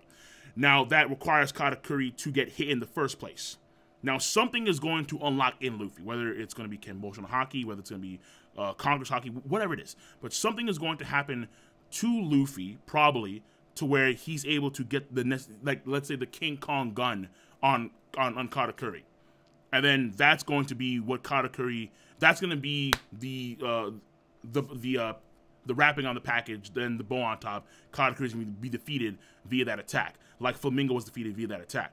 So my thing here is there is a process by which you rank power, and do we give Luffy? Is he stronger now because he unlocks something in the middle of a battle that he himself doesn't even know how to use? Yes. Well, the thing is, like, this is what I think too, is that, like, true, but like when he fought Rob Lucci, he lost to Rob Lucci too, but then he beat him. They was too strong for him earlier, but then before the arc was over, he found the way to beat the guy. No. That's what's gonna happen with Katakuri. And what I want to say too is that, like, I'm pretty confident that, like, after he beats him, right, it would be in one of those type of ways where, like, if they want a rematch, he would beat him again. Like, where, like, he's really, like, it's not like a luck thing. Like, he'll be able to activate that new power again and beat him a second time, like, to where, like, he's just stronger than Katakuri. Especially like how Katakuri said stuff like, if you run, people know it's me. Nobody will laugh at you. Like, Luffy's gonna beat him and like surpass him. Like he wants to do it. That wouldn't aggravate you as a No. See. Here's the problem, though. Again, we're talking about transitioning between arcs, or if you want to bring the whole thing Water 7, then we're talking about the Water 7 saga. And then in the midst of the Water 7 saga, you have Water 7, and then we transition from Water 7 to Enies Lobby. And then during that time frame, something happened, or maybe he already had it during Water 7. But him actually utilizing the gears when he fought against Rob Lucci and company, or Blue Dawn Company, for example, that is entirely different from him literally awakening something new mid-fight that he himself does not know what it's going to be. At that point, he has it though. You know what I mean? Like no, the fact no. Again, this is like, let's say, for example, you're like comparing, let's say, a Super Saiyan transformation to a transformation they get momentarily, but then you have to train in order to enhance it. Like Luffy has to train in this new form. And then you can say, okay, fine, after training and after utilizing this power, okay, he's stronger than Katakuri. But him actually just using it to get that moment of Katakuri off guard, like with the Mediana, and then taking him out. They're two different things. Entirely. Isn't it possible that wasn't my bad? Go ahead. No, if that's the case, then the power of you ain't gonna let her go, fam? Let her go. Sorry. Guys, like, fuck this. Go. nah. But you get what I'm trying to say, King? That like if that was the case, the power up shouldn't be enough to beat him anyway. Like with Doki, where it's like, you know, it took 2 gear force, not just 1. So if the thing is that like if this power up beats him, then it beats him. It's stronger than him. You know what I mean? Like no, because it depends what the power is. Like the power up itself is not going to be there to, because Luffy, I would argue, already has the physical force with the King Kong gun to knock out Katakuri. Yes. He already has that. It's a matter of hitting Katakuri. He can't hit Katakuri because he has precognition. So so defeating Katakuri is essentially defeating his precognition. That's how you defeat Katakuri. So then what Luffy is going to attain is going to give him the chance to hit Katakuri, whether it's him attaining precognition of that degree and or it is him unlocking something in the Conqueror's Haki thing to where his will affects Katakuri in some way that Katakuri did not expect. So what I'm trying to say here is that alone isn't necessary. That alone is not going to put Luffy's Gear 4 from an ability standpoint, from a power standpoint, from a speed standpoint, reaction standpoint, from the actual base factors. That alone is not going to put him on Katakuri's level. Just how from the base standpoints, Cracker is superior than Luffy. From the base standpoint, you can argue that Flamingo is superior than Luffy. You can make these arguments very soundly. And all I'm saying is that from those base ability yes. So you're saying that because Katakuri will not see, it's just a surprise attack. If Katakuri was aware of what Luffy's ability is and is able to see it coming, that he would be able to evade said attack or said upgrade, whatever it is. Kind of, because even if he was, because he has precognition, so he should see what's coming. Right. But then if what Luffy has is precognition too, and if he attains that future sight, Katakuri is not gonna be able to know. Like he's not a mind reader. So the fact of the matter is that he's not gonna know about it until it actually happens. What I was what I'm trying to say earlier is that go ahead. To me, it gets decided with say Luffy gets whatever upgrade he is going to get, whatever. Now restart back to the beginning of the fight. Say if you start with Luffy with said ability at whatever, like without the training, whatever level he gets it when he gets it, that's where it is at the beginning of this fight. And he's up against Katakuri. Like restart the fight back to the beginning. You're saying that if Luffy gets that upgrade and he's as if he's had it from the start. I think that if he wins against Katakuri in that situation, that means that he is stronger than Katakuri. But I would agree. So, like, for me, I think you have a point, King, if you were comparing Luffy's power up to, like, Nightmare Luffy, where it's, like, a one-time thing. But it's not like Luffy's going to activate this only once, and, like, if he fought Katakuri again, he would never be able to activate it again. Like, if he's able to stall him and be able to activate it, he'll be able to do it again in a rematch. No, it's not a Nightmare Luffy thing. It's the matter of, this is a power-up that he's going to attain. Yeah, well, the thing is replicability. You have to be able to repeat it. And he's going to be able to do that. He's going to be able to do that in the future after he starts utilizing that ability more and more after he starts training. You're comparing a past event to a present event. So like this is no. The other week. Like we're comparing Luffy after he beats Katakuri and then saying, "Oh, is he stronger than Katakuri after he beats him?" No. What I'm comparing here is you see from the standpoint of combat ability, Luffy then has to utilize that ability and be able to, like, okay, for example, okay, let me do this, okay, to make it more in layman's terms. Do we give Luffy the Conqueror's Haki ability against Rob Lucci way back when, even though Luffy had that ability innately? No, we don't do that. Why? Because even though Luffy had Conqueror's Haki, because that's always been a feature of his character according to Ichiro Oda, we don't just give him the power, even though he has utilized, or even though he can use that power, or the moments where he did showcase that power. Another example would be using Conqueror's Haki against another top tier. Like, for example, he uses Conqueror's Haki. Let's say he fights, what's his face? During the Marineford War. He fought against, not Marineford War, Impel Down, Magellan. He uses Conqueror's Haki against Magellan or something. You know, like he's able to, like, do we then count that as his power because he used it one time in Amazon Lily? We don't do that. We don't do that because that's something that is a one-time thing. He has to show consistency with the power, and then, boom, okay, now it's a part of his overall combat ability. We don't then just throw it in because he used it for one time. That's the thing. I kind of see where you're going with this, King. So, like, if Luffy activates the ability more than once in this fight, does that settle for you? If it's not just a finishing blow, like, oh, boom, got you by surprise, knocked out. If Luffy does this more than once in the fight, is he able to hit Katakuri, use this, whatever this ability is, would that seal the deal for you? If you like that was so the real problem is we don't really know what happens next. That's the problem. Pretty much, like, okay, like for example, so let me give you another example. Usopp can now see auras. We've seen him see through auras to snipe Sugar. Do we then give him that ability in his overall combat ability because he did it one time? No, that's different. Don't do that. He doesn't even know that. No. And Luffy trained with Rayleigh, so once Luffy does whatever he does, he still have Rayleigh. Rayleigh gave him the Haki breakdown already, so it's like he can control it after that. You know what I mean? It's a difference. And another thing is that his whole goal on this fight is to like surpass him, and he's not trying to do a one-time thing. He's trying to surpass this guy. Like he's not trying to get a lucky something. Like, yeah, he's dependent on something he doesn't have, but he's trying to, like, you know, legitimately beat this guy. He's trying to surpass him, all of him. So he's not going for a, like, if he surpassed him with what he had now, then absolutely, I'm on board with you. But the problem is, like you said before, and like we have been saying, he's depending on something that he does not have. What he has now is not enough. If he gets a different color armor in this fight, and then while he's fighting Katakuri, he's starting to get more and more efficient with using the ability he just unlocked. And how can you say he's not stronger than he was before? No, again, because I'm talking about him now, and then I'm talking about him when he beats Katakuri. Okay, that's what I'm talking about. It depends on how he beats Katakuri. If we look at the how. All right, because if we take what Luffy says at face value, that's what I'm doing. I'm taking Luffy at what he says from face value. If he unlocks a degree of future sight, therefore he knows what Katakuri is going to do, let's say a few seconds before Katakuri season. Because, mind you, looking at the future for that moment is just for that moment. He's not seeing all futures. He's seeing one future from that point in time. So it depends on how Luffy sees said future. And if he sees the future that Katakuri cannot see, because Katakuri himself cannot see that said future, even though he can see the future, then he can hit Katakuri. Yeah, but that's not what Luffy said, though.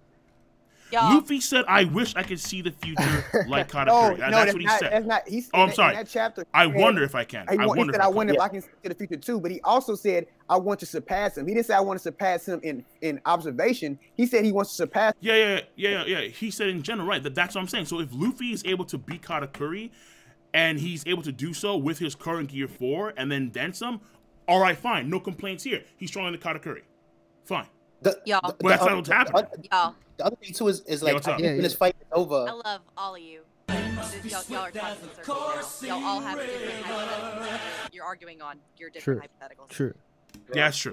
That is true. It might be time to move on because this argument is literally going nowhere.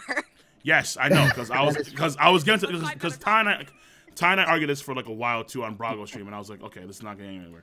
Cool. Like 2 hours. Okay, so yeah, exactly 2 hours. So what I did want to do finally, all right, because SunPatch had to rein us in, which is smart, all right. That's all you need. That's all you need the girls sometimes to rein in men who are getting all rowdy and shit. It happens, right? I'm like, this is like this is over and over, and we need to move on. Word. All right, so let me do this. All right, so I want to get to one last thing for the stream, and then we'll call it a stream. Actually, no, I'm sorry. I want to get some donations, and then what I'm going to do is that I'm going to let Yonko talk about some stuff here, because apparently someone said that the trailer for One Piece... That's why I've been low-key quiet. Yeah. So, first of all, we have Kraken TV donated $5, said Luffy further awakens his Con Haki, where Will starts, it caused a level of fear into upper tier enemies, disturbing forces of their Haki abilities. So like kind of like Conqueror's Haki like negates Katakuri's Haki because he's disturbed, because it's able to affect possible there could be a force of Conqueror's Haki that like that. But again, that's Oda trying to go further into Conqueror's Haki, and we know very little about that power, honestly. Next, Eric donated. Oh, my dude Eric over here, my artist. What's up, man? Eric donated $5 Australian. You can't scale. You can't power scale on an assumed fight that you make up in your minds. Truth be told, that's why I say right now Luffy can't be Katakuri. We continue. We have Bullseye who donated. Who actually just donated just regular donations. Cool. Yo King, One Piece World Seeker trailer is out, so we have Yonko talk about that real soon. Red Hair Halo Jeff Cole, you did a vid on Phantom Luffy when you did Gear 4 possible forms. Phantom Luffy was the oh yeah. Fuck me, bro. Fuck me. Oh yeah. I remember the Fan Luffy thing. No, okay, yeah, no, because that was from a theory that I saw. Okay, all right, Fan Luffy. No, another day. But okay, Red Hair Jeff. Thank you. I appreciate that. I really do. Yeah, fuck me. I'm a retard. Okay, Quiet Loud. Number 5. Luffy doesn't need to beat a Yonko in single combat to find all the opponent glyphs. Yeah, that's true, and that makes you Pirate King. Also, shout out to big homie Dustin. That's Quietly Loud right there. We have Dustin fan. Hey, appreciate it. We have Tyquan who donated $1. I'm sorry, not Tyquan. We have Westfire donated $1. It says Tyquan, bro. Luffy decides who joins the crew. Everyone that Luffy has invited to join the crew, Luffy would tell that they weren't a bad person. Caesar Clown is not a good person, bro. Even if he had a redemption moment, he's still a scum. Jesus Christ, he going in. There we go. So now you know what Westfire thinks, bro. And we have Toonkeeper who donated $25, who said, remember, there's been 4 Straw Hats that joined the crew per section of the sea. They have traveled. What was that? I don't know. That do. Whatever. Okay, that was weird. Okay, I was tired. And then we have a Heartstroker on Twitch who we just got for 16 months. Keep it going, man. We both need some more Hunter x Hunter. Fair enough. Now, Yonko, take it away. What's good? Alright, so in the chat, in our group chat. Hold on, wait. Ty, the echo. I can't Yonko, bro. Jesus. Wait. Okay. No, like there was an echo, like a bit echo. Oh, okay. It's going right. Yeah, it's gone now. Yeah, it's gone. So Yonko, take it away. Drop some knowledge on us.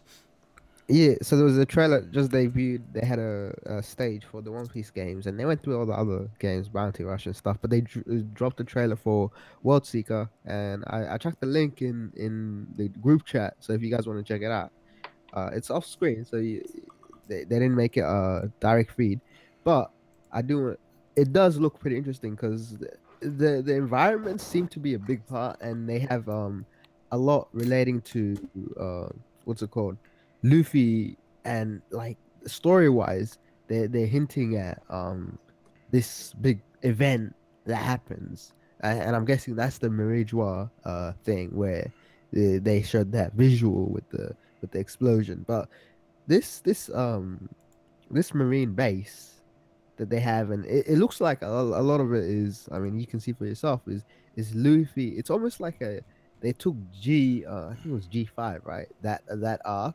They made an entire world where One Piece is free roam and action and drama, and it's just a crazy adventure game, you know. Oh yeah, world. Okay, so I have it. I don't think I can show it. Like I don't think I'm allowed to. No, I don't think I am. So I'm not gonna try it. Yo, this looks sick. Holy crap! I was about to say that it looks so hype. Like him running the detail and everything. He's like Assassin's Creed going over shit. This is awesome. Yo, that does look nice. Yeah. Wait, really? Like, yo, I'm seeing Luffy use like Gomu Gomu no UFO to like fly around and shit. That's what I wanted to see in the actual he's show. Like Spider-Man using his fuck? arms to grab on the things and like move around the map. This is so sick, dude. What is this? Oh my god, this is beautiful. I think Brago you can't go online with it though, or something like that. I probably do. It hasn't been announced yet, but yeah. So here's what I'll do. So I'll put the link for you guys right now in chat. I'll put it on the Twitch chat first, since I have Twitch open right now, and then I'll put it in the YouTube chat right now. So let me do that real quick. Most new games looks cool. Have online play. Like it probably has an online mode. And if y'all can with each other, like that'd be crazy. That'd be nuts, honestly. Yes. So that's I could see. Yeah, I could see a lot of like be pretty good. missions. Yeah. Sounds like you sneak into places, achieve goals. Because there's a lot of Luffy sneaking around and fighting enemies. You can see like these uh, if only they had I like don't think. direct feed. Hold on. Let me for a second. I don't think again. Sorry, Chad, but I don't think I can show you guys legally. I really don't think I could because. But it's not the full video. It's a video of a video. You know what I mean? Like it's not the. Yeah. Shit, dude. I don't know. Fuck. All right, fine. Hold on. You don't want them copyright strikes, man. You don't want them copyright strikes. That's what I'm fucking saying, man. You know, no, Jack. There's links. Go in the comment. Just go in the comments. You go in the comments. All right. I'm sorry. I cannot risk it. I want copyright strike now of all for the time. biscuit. Right? Yep.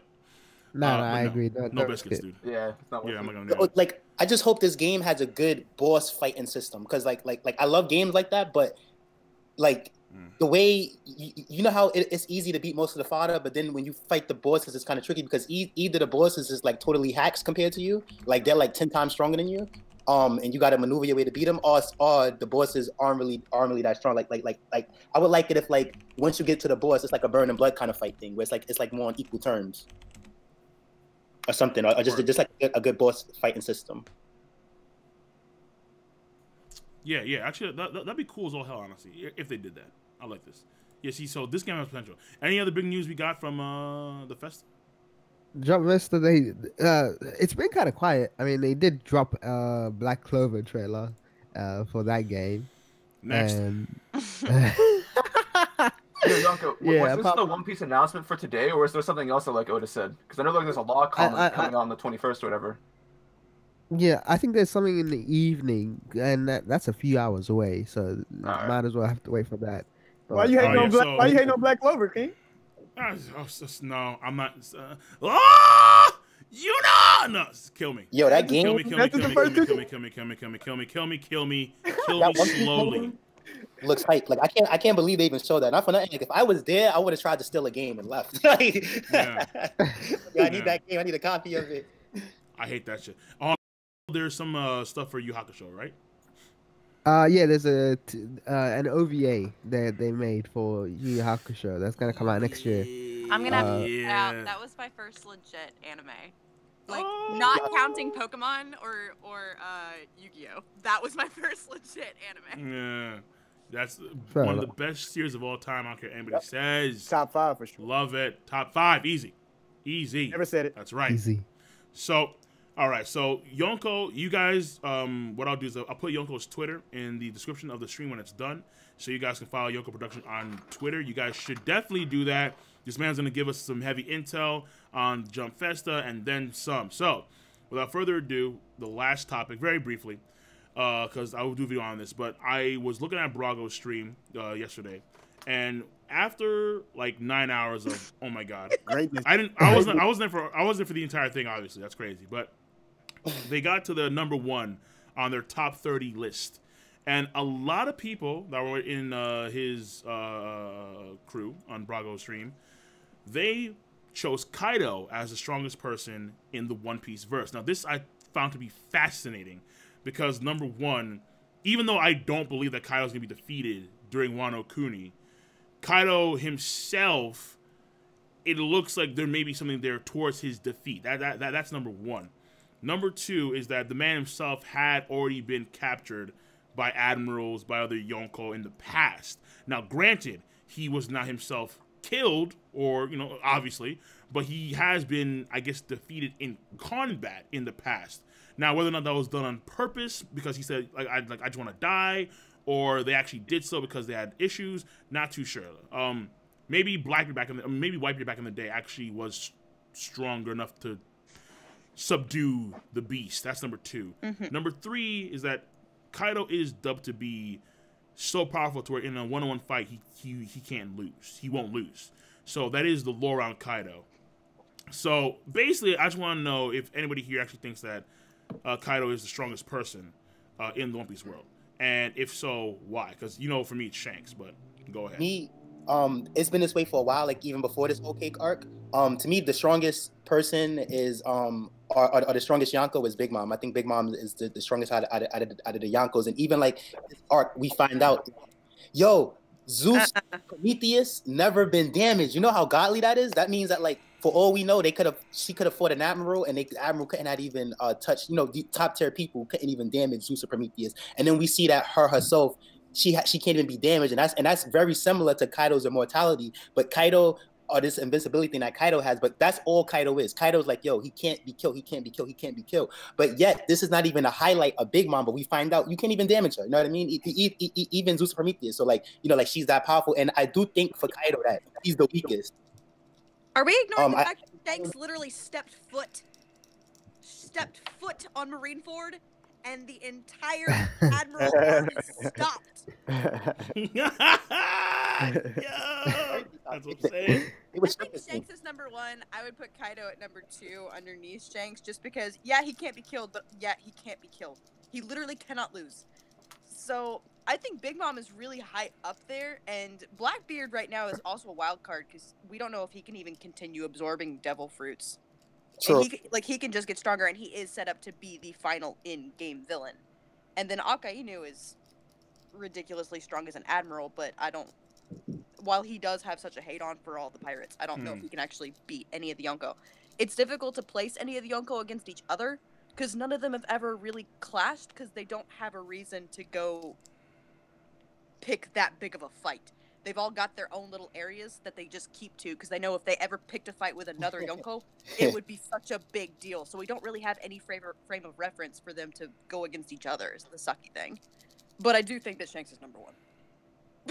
I think Sengoku ranks up pretty high. Sengoku, probably Garp. There's a few people. Top 5. I wouldn't say top 5. I wouldn't say top 5, but like, that's top 15. That's interesting that you say that, because it depends what Oda wants to do. Because some mangas love making the old characters like OD strong, you know what I mean? And then some don't. So it depends what they want to do with him. Like they can do that. Like there's room for them to like say like if he ever has to get his last fight and die, we could just be broken and we see the Buddha form and like he's actually like Yonko level. Like that could be the case. But we don't really know though. Fair enough. Driz? Yeah, what's up? I was AFK. What? Oh yeah, no, I was asking. Do you think Kaido's number 1 in the one? What? For like the list? I was I had that's number what 1. Rob's thing. I have a number 1. Oh, you did? Okay. Yeah, So then why? So part of the power dynamic for me is where I compare Blackbeard to Shanks, like within the current like power structure. So people would debate, Kaido might be like the first Yonko to go down, but it won't be in a 1v1.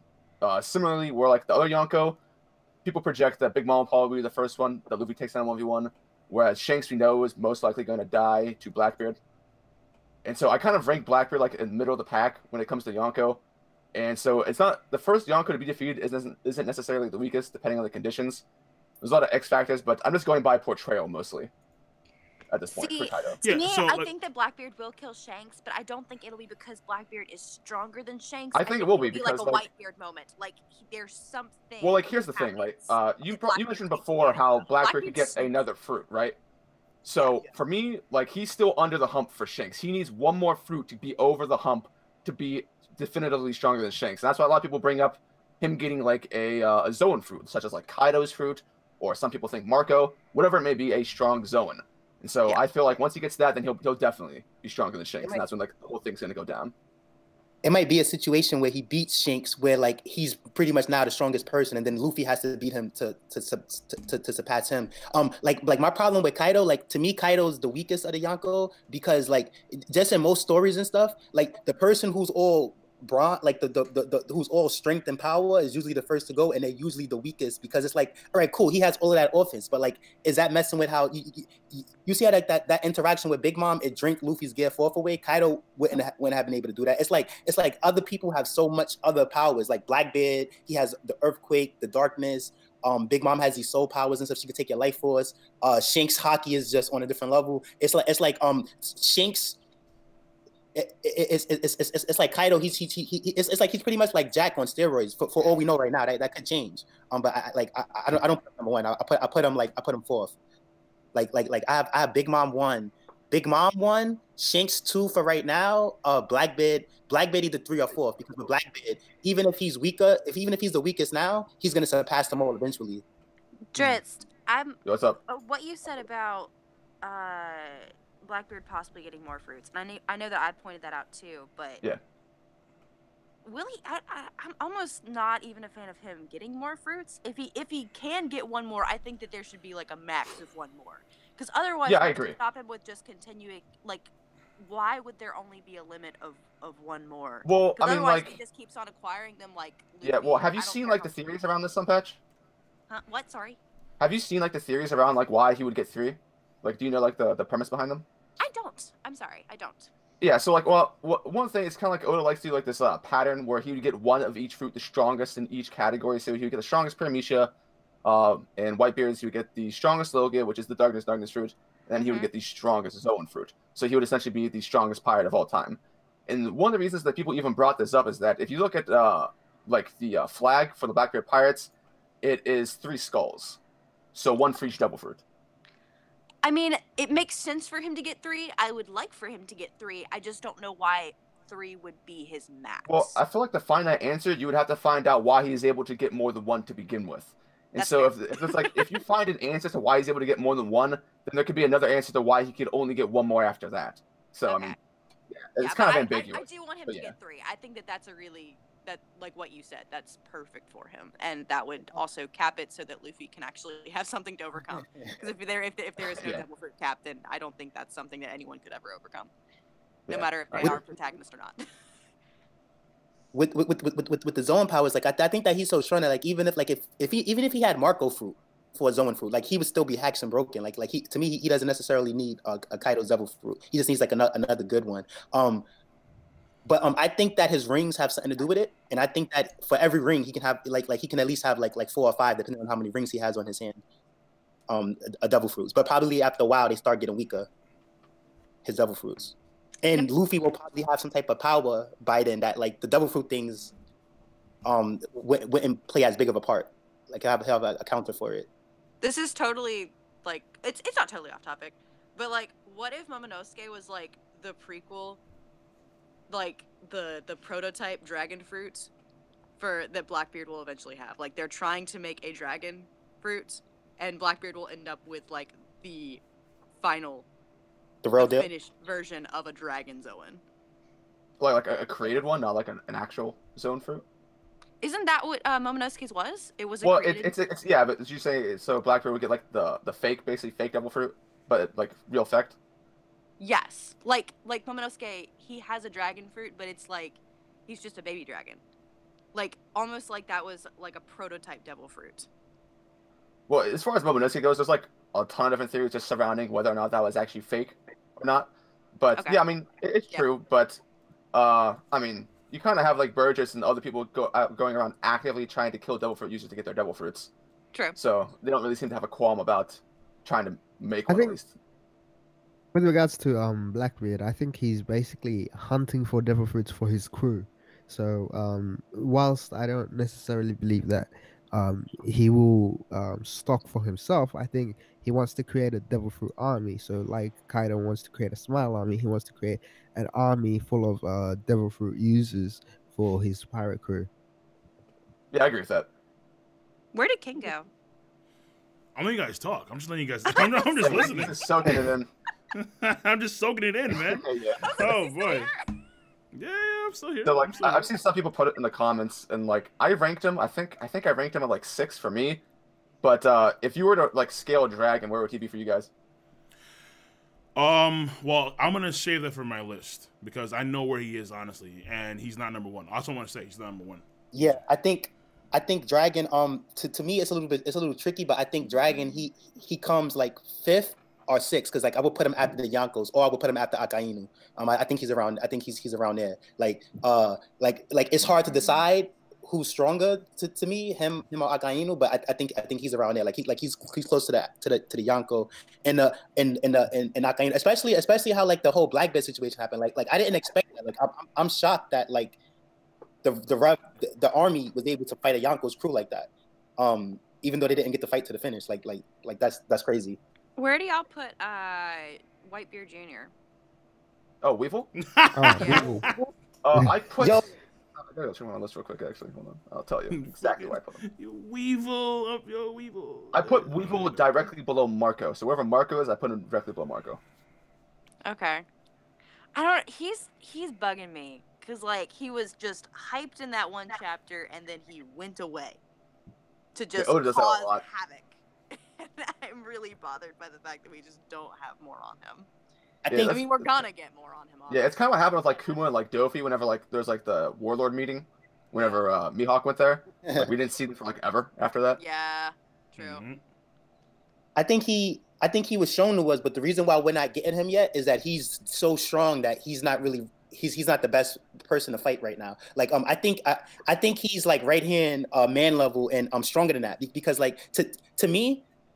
The reason for him to be introduced is to like if he wants to like people bring up the argument that like, oh, just because he's looking for Marco doesn't mean he can beat him, but I think he can. And people bring up the argument that, oh, well, Ace looked for Blackbeard and he can be Blackbeard, but that's different though. And Ace is Luffy's brother and he has a different part in the story. Like I think Weevil's strong enough to like fight Marco in a 1v1 and beat him. I think he can beat he could probably beat any right hand man. Like that's how strong I think he is. And with this Luffy versus Katakuri fight, this is the thing. This is why he needs to be right hand man level because in the future the opponents are only going to get more tougher and more tougher and more tougher. Like I have Weevil like under Mihawk. I think that Mihawk is probably the strongest Ichibukai still, but then it's Weevil. Yeah, so I think like, Weevil's just because I'm hyped. I think that I want to put Where him are up you really, ranking really Kuma? strong, but I have God. such a problem putting him up so strong because we know so very little about him. What about my boy Bartholomew? Oh my people. Kuma? People. I still like Kuma. Kuma's cool. Kuma gets a lot of hate because people think that he's nerfed after like losing his mind essentially. So like he's like put to the wayside by most of the community. Like he was nerfed, but the nerf wasn't as strong as people think it is, honestly. Is Kuma still like alive? I thought that he had just been reduced to pretty much machine. Well, he has no. Well, as far as there are theories about him getting his personality back, but as of now, he doesn't have one. Okay. Alright, fair enough. I mean, it's also like we never really saw him. I mean, like what he did against Zoro was intense, but we never really saw him have an all-out fight. We saw him teleport everybody, but he didn't like do massive damage to them. All the damage that he did to Zoro was voluntary on Zoro's part, and he took it all from Luffy. Yep. He said that he was gonna kill Luffy, but like based off of Luffy's current state, that wasn't really gonna be very hard to do. Why the fuck? I think he's I think the reason for that was because like it's a similar thing to like with Weebles that like Kuma's so strong even with him not being himself that he's been put to the future for like those stronger opponents. Like I still think that like if Kuma came right now, like if Zoro could even beat him, it would take everything Zoro has. Like I think Kuma just comes through like he's wrecking Jinbei. I think he's wrecking Zoro. I think he's wrecking Sanji. I think he's like not all at the same time though, but like I think he's that strong. And with the whole mind thing, I think it was for his better. Like not for him better as a person, but like they made him more dangerous. Like it's like the real Kuma was too nice. They made him into a monster now. Yeah, because I would say is like what the previous Kuma had against the current Kumas, that the previous Kuma was teleporting everywhere. Like he was just like warp. Like he didn't care. Whereas this Kuma is kind of like has to like analyze first because he's like a robot now, I suppose, and then he kind of teleports and stuff. So like there's a lag time between the teleporting or like the reflecting teleport. What do you want to call it? But Kuma, I think from that standpoint has been a little bit nerfed. But that's really it, because his abilities are still the same. Well, I think a lot of like, the skepticism comes from the fact of how weak the pacifistas are. Kind of. Because they're basically, like, if you compare them to any, like, strong person, they're basically fodder at this point. Well, no. Luffy one-shot it, bro. Yeah, he one-shot it, but they're not Zoro necessarily Sanji one-shot. Like, if you those guys aren't even top tiers yet. Yeah, that's true. But at the same time, it's like, I remember what he called it. When you had the Marineford War, you had some of Whitebeard's men, like a bunch of like those guys had to team up and take out one of the Pacifista. So like they are like they're low tier. Like yeah, if you throw them like I would say they would probably give some difficulty to one of Horty Jonas' dudes, you know, like those weak ass guys. But like the three like the hate Kuma gets is because like he's like what PX0, right? So, like, if you're trying to scale him based off of the other pacifistas, then, like, the other pacifistas are modeled after Kuma So they have the same physical abilities as him. Yeah. And so if they have similar physical abilities, then it just makes Kuma look bad, even though he might not be bad. And so that's where a lot of the That's not disrespect true. comes from. Like, they're weaker versions of him. He's like Yeah, I agree, but like that's what people use to like defame him. That's been all right. So like while we're on this topic, I'm gonna talk about how like on Sabata Odi, I believe it was when Kuma came, and they thought the pacifista came, and they thought it was Kuma, and everybody was going crazy. And after a while, they're like, the real Kuma's stronger than this. You know what I mean? Like, so it's a big difference between those things and the real Kuma. Well, yeah. All right, so the reason behind it. Yeah. Ladies and gentlemen, boys and girls. So on that note, I do apologize, guys, but we are reaching the time limit, and this dude dropped another 50. I don't know why. Yo, Bobby, shout out to him. Bobby, where are you working? Jesus, Yo, Bobby, I thought it was done. I thought it was done for the month. Nah, he's back. I'm like, what? Like, bro, chill. Boy has to subscribe to my Major channel. All right, so Bobby, I'm gonna end this on this side. So Bullseye donated 2, and he says, where would everyone place Kong on the list? That's number 1. And then number 2, we have Bobby who says this with the 50. Brooke is my favorite Straw Hat. Now if Carrot joins, it would be close between those two. Okay, let it be known. Let it be known with that 50. So, I mean, Carrot, she's cool, but I think she'd still be under the females. Honestly, I think Robin and Nami are still, I think I prefer them more. But Carrot, she'll grow on me eventually. Would I be a furry? No, hell no, not in a million years. But Carrot's a cool character. So we'll end on Kong briefly. Where do you think Kong would be on the list? At least for like Brago's list, we weren't actually allowed to include him. So there was a rule to making a list where we can't include any people that we have no clue what their fighting style is. Basically, we have no reference for them. Okay, that's a good point. So when I make my list, because I'm trying to emulate Brago's thing, so what are the rules? Yeah, so basically the only exceptions for it were Dragon, the Yonko, and then the Admirals, which includes Green Bull. And so like we couldn't include like Kaido's first mate king or queen, or we can't include like Lucky Roo or Yasop. Like that was basically like people were going off of. So you got all the first names, like except for King. So we got Beckman, we got Katakuri, we got Marco, things like that. But same with like the actually, I Gorosei, wouldn't even. Right? We can't include the Gorosei because we know nothing. Right, but why would you put even Green Bull when we don't know what Because Green Bull even looks still, like? he's an admiral, so you say he's around admiral strength. But would he be weaker than like Aokiji? Well, Or would he be stronger than I have him above all current Akainu? admirals. Like, He could be I have him like- above all current admirals, except for Aokiji. Really? Kind of, yeah. He could be So, close to Fuji, I think. Green Bull, because like Well, they like, came the reason together. I say that is because in typical shonen fashion, and Oda does this a lot, the later you're revealed, usually the stronger you are. And he's going to be the last admiral revealed, and there's a lot of hype around his character in general. So I would assume that he's probably stronger than Fujitora, like by a small bit, obviously, than Fujitora and Kizaru. I don't necessarily know if it's because of his strength that he or she. I'm kind of hoping she, but I don't know if it's because of his strength or if it's because of his views. I almost want it to be because he's gonna be a wild I think card. Doki called him and Fujitora just straight up beasts.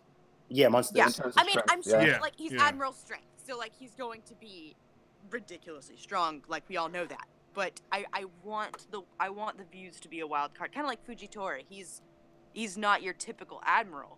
He doesn't like the way things are run, but I want Green Bull to be like a different kind of wild card, so to speak. I mean, now that we have Aokiji, at least as far as the community goes, I know a lot of people think he's just going to be some chaotic like nut, basically like really, really, really evil.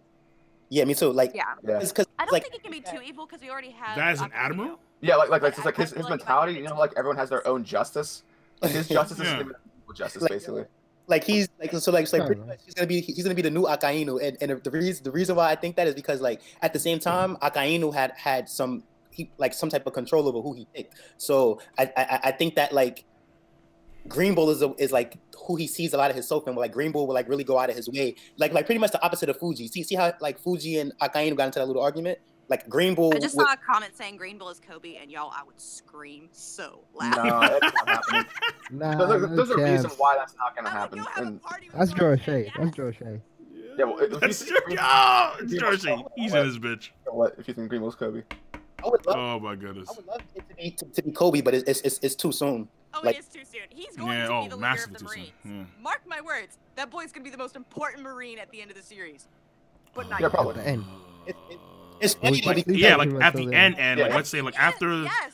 like after the major war, there's gonna be a massive time skip, like 10 years, and then then now Kobe's the leader of the Marines, and the Marines are no longer world government, like, you know, organization. Like they've kind of branched off from the world government, and the world government's kind of like pseudo destroyed because they found out the true history of the world and X, Y, and Z. You know, the red line has sunken into the freaking oceans. The moons have come back, and just shit. Just shit. Okay, there's a lot of shit going sleeping on Kobe. He's an important character. Oda keeps bringing him back. Not yet. Not right now. Right. No. Oh. Right now. Like the very first person other than Luffy introduced in this stinking series. Like, come on, bro. You know how we he's gonna be important. I agree. He's gonna be important. Yeah. Well, he's gonna like towards like the end of the series. Like right now, Luffy's main Marine adversary is Smoker, not even Kobe. I don't even think, like, come on. Kobe doesn't even want to be Luffy's adversary. Kobe's role in the entire series is to turn the Marines into what they were actually intended to be. Yeah, and that's only going to happen when the world government is out of the Marines' way, basically. I think so. I think that role changed. Well, like it used to be Smoker, but now it's Fujitora or Green Bull, depending. Like Smoker can't keep like you see what Dofi did to him, and then right now with like if Luffy beats Katakuri, like it's like Luffy's in a different league right now. Like it's sad. He it's like Luffy ambition is so strong that he just surpassed Smoker, but it's like Smoker can't really, you know what I mean? Like yeah, because again, like Luffy had that crazy training. Like again, like Luffy. Yeah. That's why I'll rank Luffy. You know, no. I'm sorry. All right, I'm gonna have the industry. Yeah, all right, I'm gonna let it be. The next stream I'm gonna do is gonna be the Reverie Part 3. I'm hosting this one, and that's going to be at the beginning of January, before the first chapter of the year, where we are going to cover a lot of things when it comes to our thoughts on 2017 as a whole, the best moments and the best chapters, and the worst moments and the worst chapters, and our expectations for 2018, and so on and so forth. So I do appreciate you guys coming to, which I think would be the last stream I do on this channel for this year, and then I'll see you guys for 2018. And in the meantime, enjoy the videos, and I'm working on some big videos. One in particular, which was years pretty much. It's basically I've been saying for years this video would come out, and it hasn't come out, but my plan here is to make sure that comes out, and that's it. So that being said, guys and gals, thank you for coming out to the stream. This has been the King of Lightning. You know the goddamn drill. You use Zaymaosu to click, rate the video, to click, subscribe, to click on that bell to join the squad. I would say comment in the comment section down below, but you guys have done enough of that, obviously. But make sure to check out the merchandise at the shops on both Teespring and Redbubble. There will be more to come, most definitely. I'm gonna catch you guys on the flip side. I'm gonna let my host, well, I'm gonna let my guests exit in their own ways, and we'll call it a stream. Shoot. Yo, thanks for having me on. This is Drix the Theorist, and I'm just like really glad that, like, I don't know, since like the Reverie, I feel like the community's gotten a lot more tight together. So it's just like nice to see this progress into like everyday streams. So thanks for having me, Uncle. Yeah. SunPatch? Hey guys, thank you again so much for having me. This has been a lot of fun. I am SunPatch94. Like, subscribe my channel if you want to. I do mostly reactions, but they're fun. I'm a happy person most of the time. Thank you guys again for having me. Bye. Dustin? Yo, hey, Dustin Reacts, man. Hey, it's an honor to be streaming with King, one of the 3 YouTubers that got me to actually start doing YouTube. So it's a pleasure all the time. And just please go read The Promised Neverland right now. Please. Agreed. Damn. All right. Yonko? What's good? Yonko Productions are here. You can subscribe to my channel. I have a YouTube channel now. Shout out to that. Apart from that, the One Piece Super Stage is happening in 4 hours at Jump Festa. Follow me on Twitter if you want to know the lowdown on that. There's certainly going to be some big news about that. So if you want to be in tune with that, check out my Twitter for that. And in general, just have a Twitter account. Slay7Mage. Where's your Twitter account, mate? Apart from that. And last but not least, Ty. It's me, Ona. What the fuck? I wasn't expecting this. I thought he was gonna play me and say least. All right. All right, but yes, so y'all can catch me at Tyquan 1000 Finest on YouTube, and on Twitter, too. But I'm more on YouTube at Tyquan 1000 Finest. Like I do live reactions. I do reviews sometimes, but I mostly do like power scaling and analyst videos. Like I'll compare like Diamond Jozu versus Aokiji and try to break it down and stuff. Or like Marco versus Kizaru. Okay, that's hot. That's fine. I dig that. All right, guys. So you know where to find them. I'll put all their content in the box below, and I'm gonna catch you guys for the next stream, and I'm gonna catch you guys for more content as usual. Dude, Bobby, what the fuck, dude? Hey, Bobby. What the fuck is Hey, that? what happened? Another 25, dude. You got like 300 Another bucks. 25, Bobby. Okay, Bobby, listen, man, Bobby. All I'm gonna say is that when I do the referee at the game of next year, you better be there, bro. All right, Bobby, you better be there, Bobby. God damn, bro. This man has been on fire this entire stream. That's nuts, man. All right, guys, I'm gonna catch you on the flip side. Next video for One Piece is probably gonna be the top 30, or it's going to be a video on Carrot and the Mink. So, and I need to change that thumbnail to freaking Jinbe. I'm gonna catch you guys later. Peace, and have a nice goddamn day.